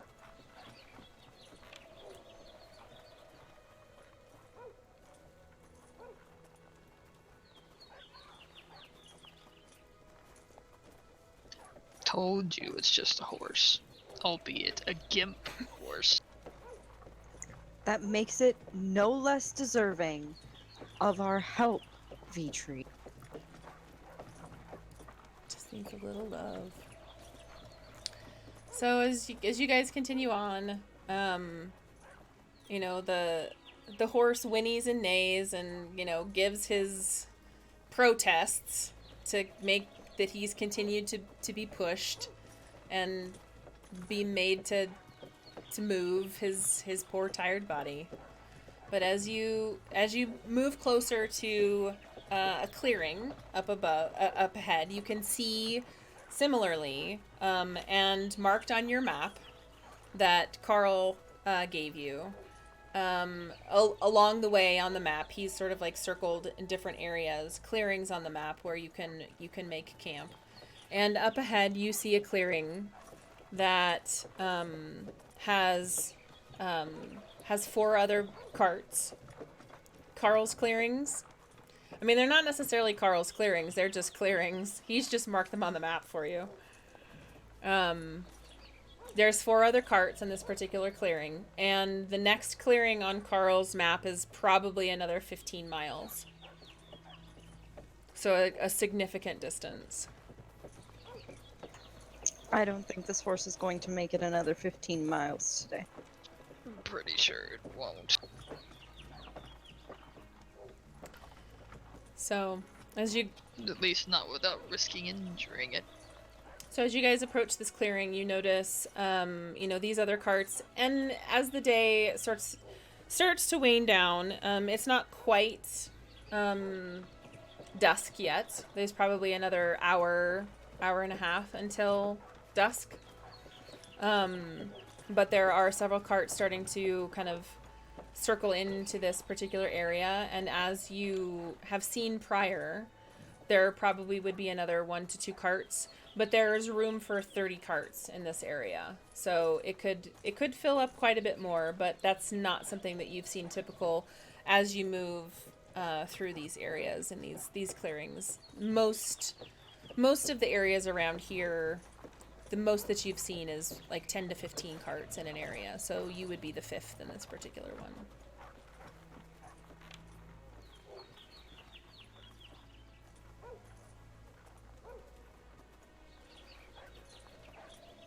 I guess I'll just steer the cart off the road. Okay.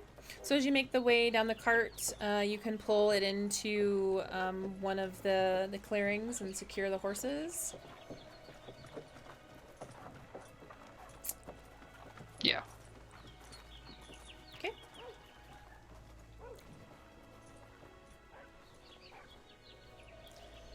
As you kind of unpack and get ready for your evening, you notice the other carts, you know, all look fairly similar to yours. You notice nothing of particular interest. Both, or I should say 2 of the other carts have humans, one of the other cart has elves, and one of the other carts has what appears to be a half-elf, a dwarf, and a gnome. Hi, Mute. Hi, Mute Willie. Can you murder the closest street urchin? There aren't any street urchins. We're on a traveling caravan. Zahiri sets about starting a campfire. Oh. So, yes, in the middle of the area here is a large kind of pit where you can gather any incendiary areas. My children are being such... Speaking of demons. Being demons. Any tinder you would like to start a fire, or just, you know, set anything on fire that you would like. Yeah, who better to start a fire than I'm the a demon. Well, I'm a demon and a tiefling at that. Can I just, like, summon flames on you the ground? can, Is this a thing? but they're not going to stay flames for very long. You should probably gather some True. tinder twigs and... I mean, you can create magical fire, but it would take concentration, and you don't necessarily want to do that all night long. V-tree. Sapphire. V-tree. On the tree and look for firewood. Oh, Yes. Sapphire's going to get... I was about to send V-tree to get firewood, but if Sapphire would like to, then that's fine. V-tree, can you, unpack our things and bring me my book, please? Fine. What?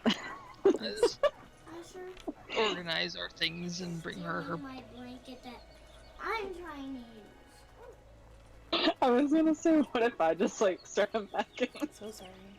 things? But I'm not gonna do that because I'm not trying to get Then killed. you should probably tell him that you're getting really mad. Because I Masahiro told would him never to forgive stop. He me. wouldn't stop. I'm so sorry. So I don't know. Getting pretty mad. I don't know. She seems rather amused by you, so I doubt that would happen. And I'm using my brush. Do you live to amuse people? And I just sort of skip away.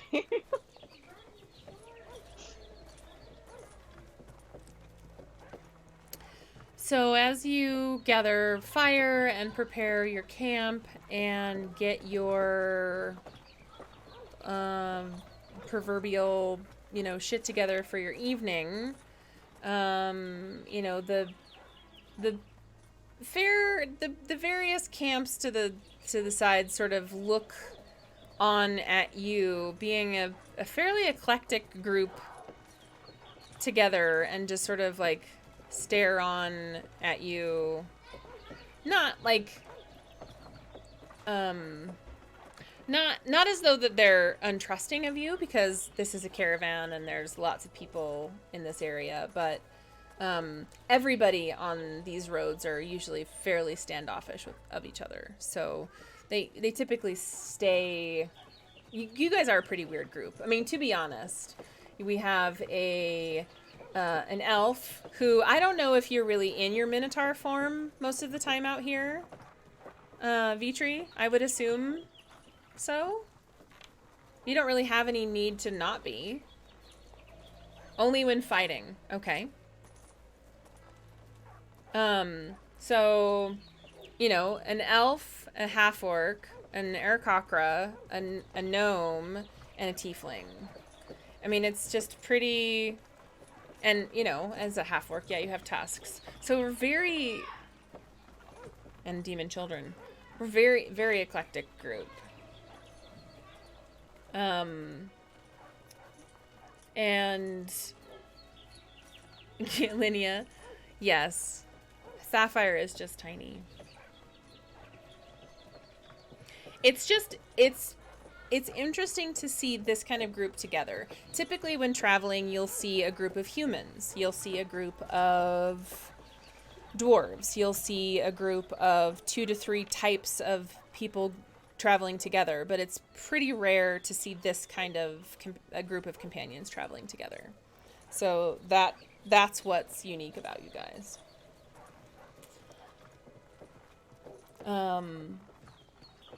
So as you guys kind of gather and get settled, you just sort of notice people sort of kind of like whispering and watching you guys.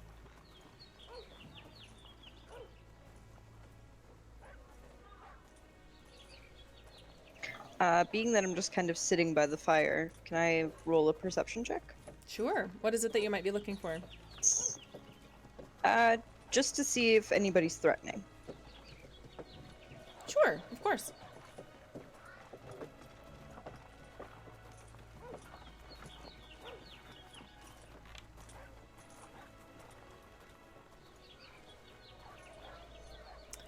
You don't see anybody really looking upon you in any kind of with any sort of aggression or like in any like wanting to do you harm. It's just very, I'd say, apprehensive. Definitely not with any kind of anger or malice or aggression, for sure. Okay. Yeah, they definitely think the opposite. They're definitely thinking that you would do something to them. Definitely never hurts to check.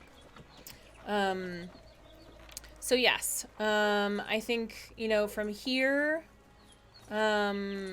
we can do quick rolls to see what happens through the evening, unless you guys want to do any particular role play with the other.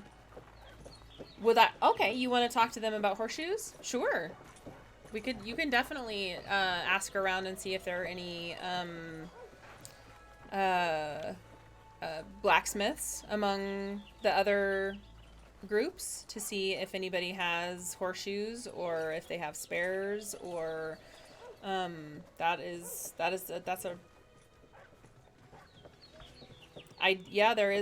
a particular group of dwarf, so yeah. I guess he will attempt to check with the dwarves first. So as you kind of wander over to each of the camps, asking if there's any particular, if anybody has any horseshoes, or if there's ability to, shoe a horse, they all kind of look at you like, like they just kind of shake their head and shake their head quietly. When you make your way over to the camp of the dwarf, he is sitting out by the fire and is whittling what looks to be like the end of a stick down from the point. Like, it looked like it was once a really big stick. And he's whittling it down more out of boredom than out of necessity. And he says, I don't really have me envo, but what's wrong with your horse? Well, it looks like one of its legs is slightly shorter than the rest, so it's sort of off kilter when it's traveling. He just starts to laugh. You bought a horse with a lame leg. No, but yes. But yes. I see. Well, let me have a look. I'm not much of a shoeman, but I might be able to tack some extra metal on the end of a current shoe. But if it's if it's a terrible shoe already, I don't know that I can help. That's fine. I mean, we'll anything that'll help it at least travel a bit. But so you can tell that he really wants more than anything to just see this horse for himself.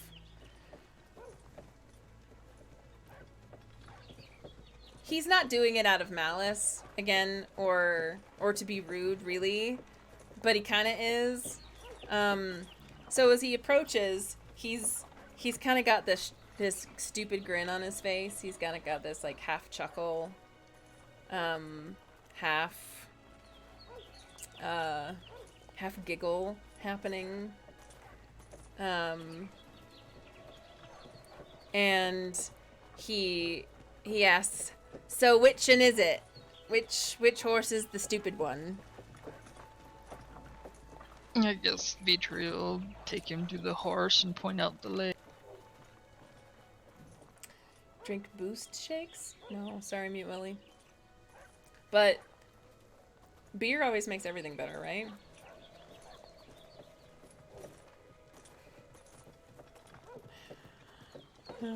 He's not a stupid horse.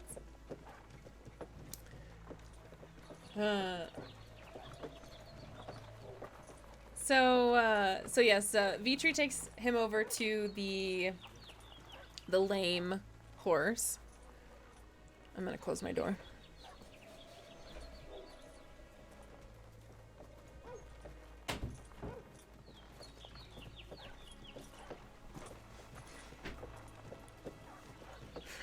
He's a super ableist dwarf. So he makes his way over to the makes his way over to the horse. And, I mean, being a dwarf himself, he's pretty fucking short anyway. So it's not as though he's got a whole lot of room to talk about how best to enable the height of another human or non-human creature. So he takes a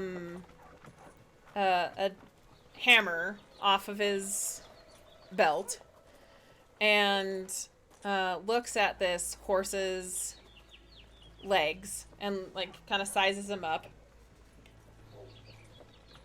taps him on one side or the other, and kind of sizes him up and looks at him from one side and says, "Yep, I can see it. He's a little short on this side, but he's short by like an inch and a half. That's pretty short. I don't know that. I mean, that'd have to be a pretty tall horseshoe." I don't have that kind of metal here. You'd have to follow me to a town. That we could. I mean, we could probably get there tomorrow morning. But it'd take us at least an hour and a half. But I could help you once we got there. When we pull out of here tomorrow morning, there's a small little town, about an hour and a half. I'd swear it won't take long. But, I mean, all it would cost you would be, you know, maybe 2 silver for the metal. But, I mean, your poor horse. I can't imagine. I think we can sacrifice an hour or two to fix the horse and make it more appropriate to travel the rest of our distance. So the dwarf kind of nods his head and he puts his head in his hands and he just keeps laughing. He says, "This is what I get for letting a bard do our bartering." "Well, I can't say that I haven't seen it before. Sometimes these horses get sold into this kind of life. It's not easy." So he smacks the horse on the ass, and he tips his hat to you, and he says, "I'll see you in the morning. We'll travel on. Have a good night."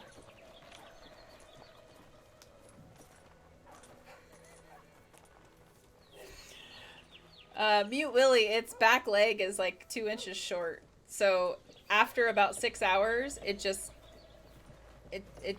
gets tired. So the dwarf returns to his camp, and you can just hear him snickering the whole way back.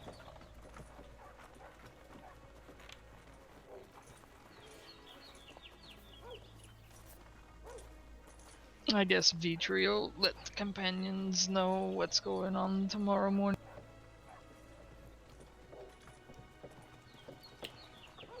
Yeah, I think it would be a decent idea to follow the dwarf to this small town to get what I don't know what to call it, a prosthetic, a lift created for your horse. Yeah.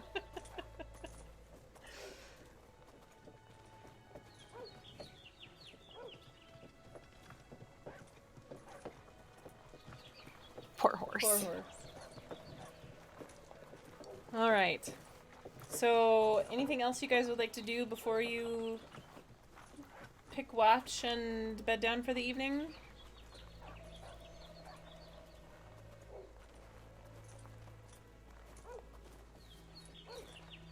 Well, Sapphire's finally finished gathering up enough firewood and plops it down at their fire site. Zahiri will set about starting a fire, Fire! while precariously trying to sit on her book, because she's slightly fearful of Sapphire and her book-loving ways.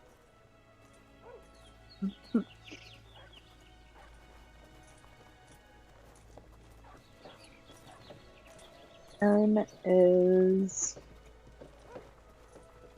Honestly, Vern is probably just just sitting around somewhere. Felt very lazy today.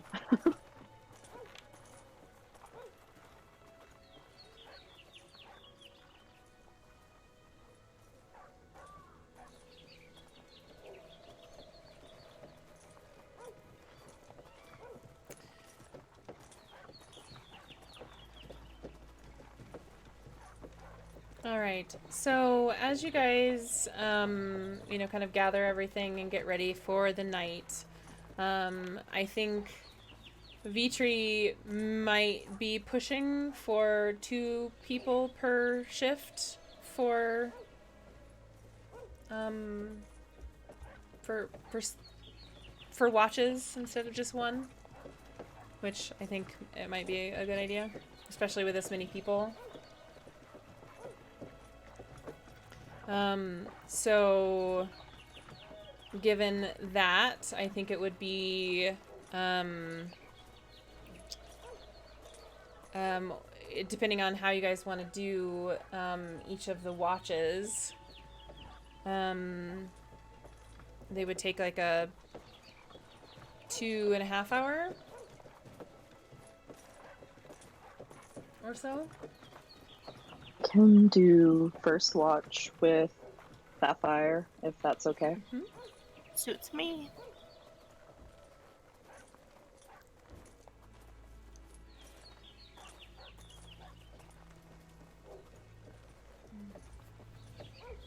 Sorry, Cleffy. Oh no. It's bad having an odd number of people. Because then watches get weird. Right. Do, Or we can also potentially do like staggered watches. So that's what I was, we don't have to overthink this necessarily. Where one person does like a 2-hour watch and then somebody gets up. So that there's usually always 2 people, at least about 2 people on average. Oh, crying children. But it's whatever you guys want to do. With the odd number of people, it's a little funky to do 2 people per watch.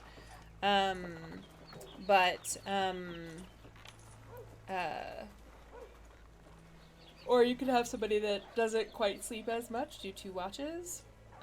Just know that if you are not sleeping the full 8 hours, to let me know.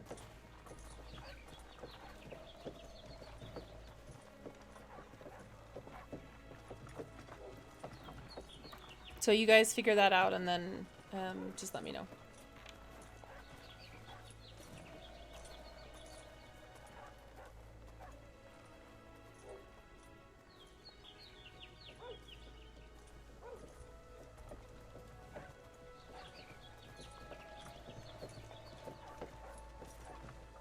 Well, I said I would do a double shift, and then Vitri also said he would do a double, so I mean, we have options.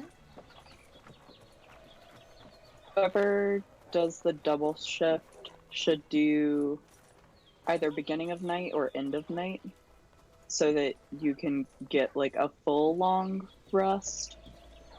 Agreed. I don't know how strict PB is about like the long rest things though as a DM. You guys, I think you're not using any spells right now, so it's not as though you really need to be recovering them. Rest-wise, I think your perception and your ability to sense things might be a little buggy, at least a little bit. And that's why I said if you get any less than 8 hours of rest, just let me know. Because for me, that just triggers a little bit for me, like as I would present something to your character, as you might see things or sense things as you're kind of like starting out your day or ending your day.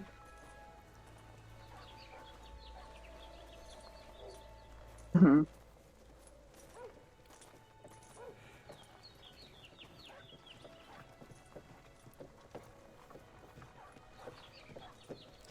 So yeah, in the interest of we kind of want to wrap up here in about 10 minutes anyway. I think maybe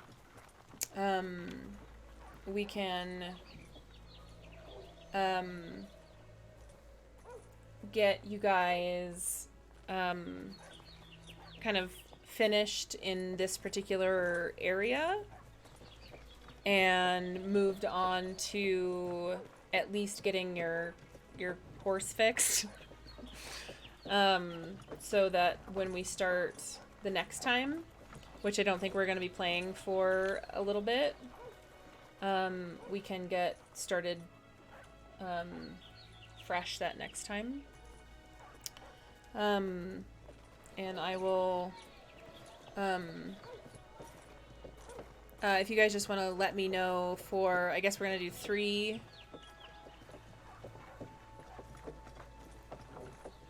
watches again. Makes sense.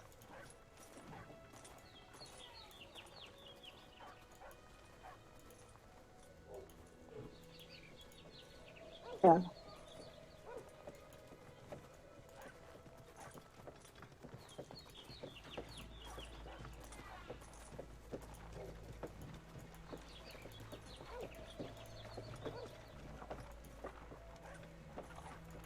Alright, you guys did not experience any weird things happening during any Watches make your sense watches. to me, and then maybe next time, like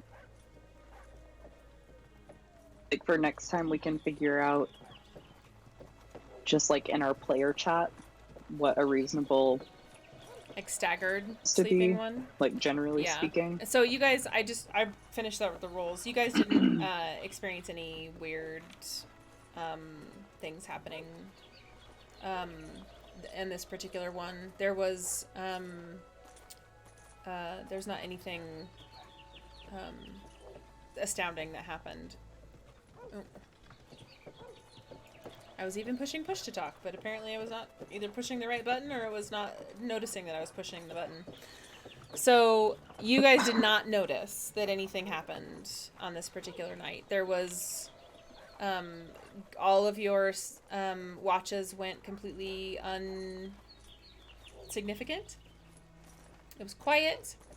It was fairly peaceful. You got some decent sleep, and waking up in the morning, you were met with your dwarf bustling loudly about moving out early to get going, so you could make good time to get to this town so he could fix your lame horse.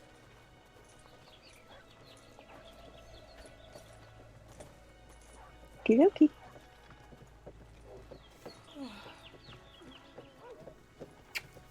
I am pleased I did not have a bad roll for tonight.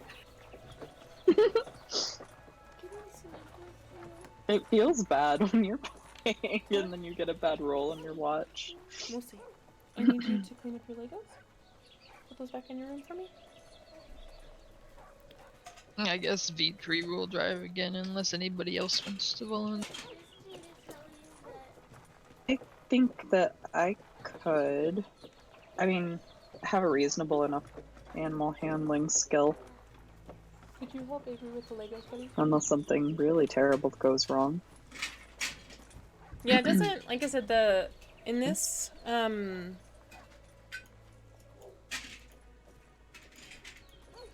in this particular, and I mean, there's really not much to these particular horses. It's not as though you guys are driving a chariot of war steeds. So there's not much that you really need as far as animal handling goes. I'm not, I'm not particularly needy. I'm not particularly needy when it comes to definitely not war steeds yet. When it comes to needing to have you guys roll anything particular for this. So as you guys kind of pull up camp and are getting ready to go, the dwarf comes back over to camp and says, So when we're leaving, I'll just wait out here, and you can follow me. It's not hard to find. It's about a mile or so, and then we'll pull off, and it's another mile or so down a small path. I wouldn't say that it's much of a town, but at least they have a forge, and they will hopefully have some something to drink, because I don't know that I can help a horse without a drink. Hey, can you move it into... Oh. Understandable. Out. Put it away. Put it away. Can I have a hug? No. Not until you put it away. I love you, but put it away.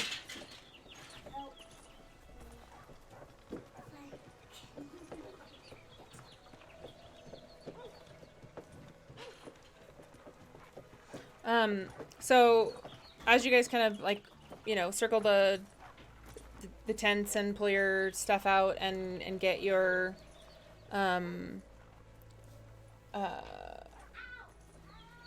my goodness.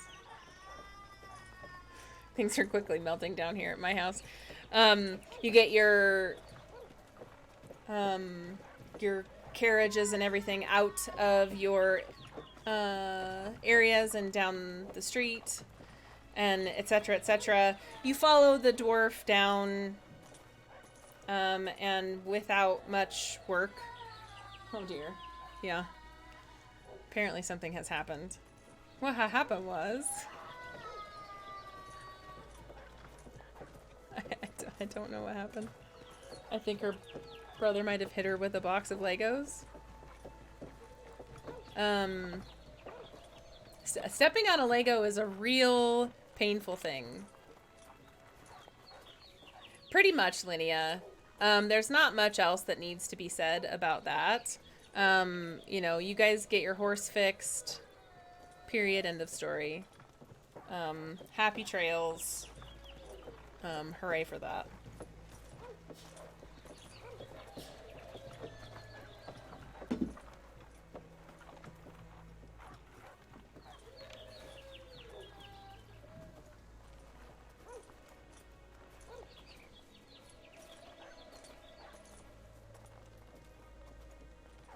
Exactly. Hopefully there's be less colds, less child interruptions, and etc., etc., etc.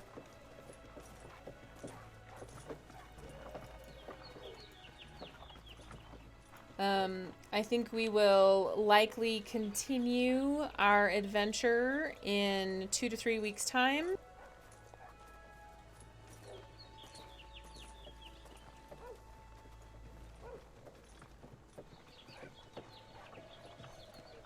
I think it will be more like we have, I think, the 21st.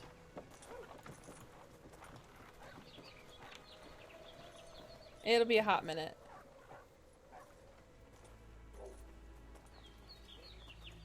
Yes, 5th edition.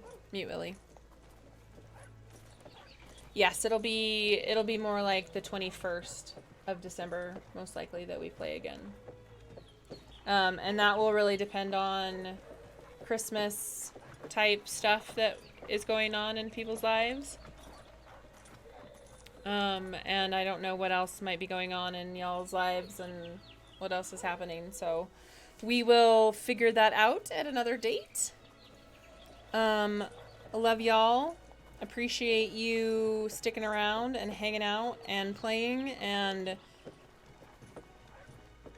we're gonna get this caravan to Louisville, have a good time, and it's gonna be fantabulous. Thanks for tuning in. I am going to potentially come back to stream, but I don't know. So I'm probably just gonna end stream because I don't know if I'm coming back or not. Chance you see a druid stuck in wolf form. I mean, it's a good possibility. Anything can happen. Anything is possible. So, yeah. Thanks all for stopping by. Have a lovely time. And we'll see you next time. Bye.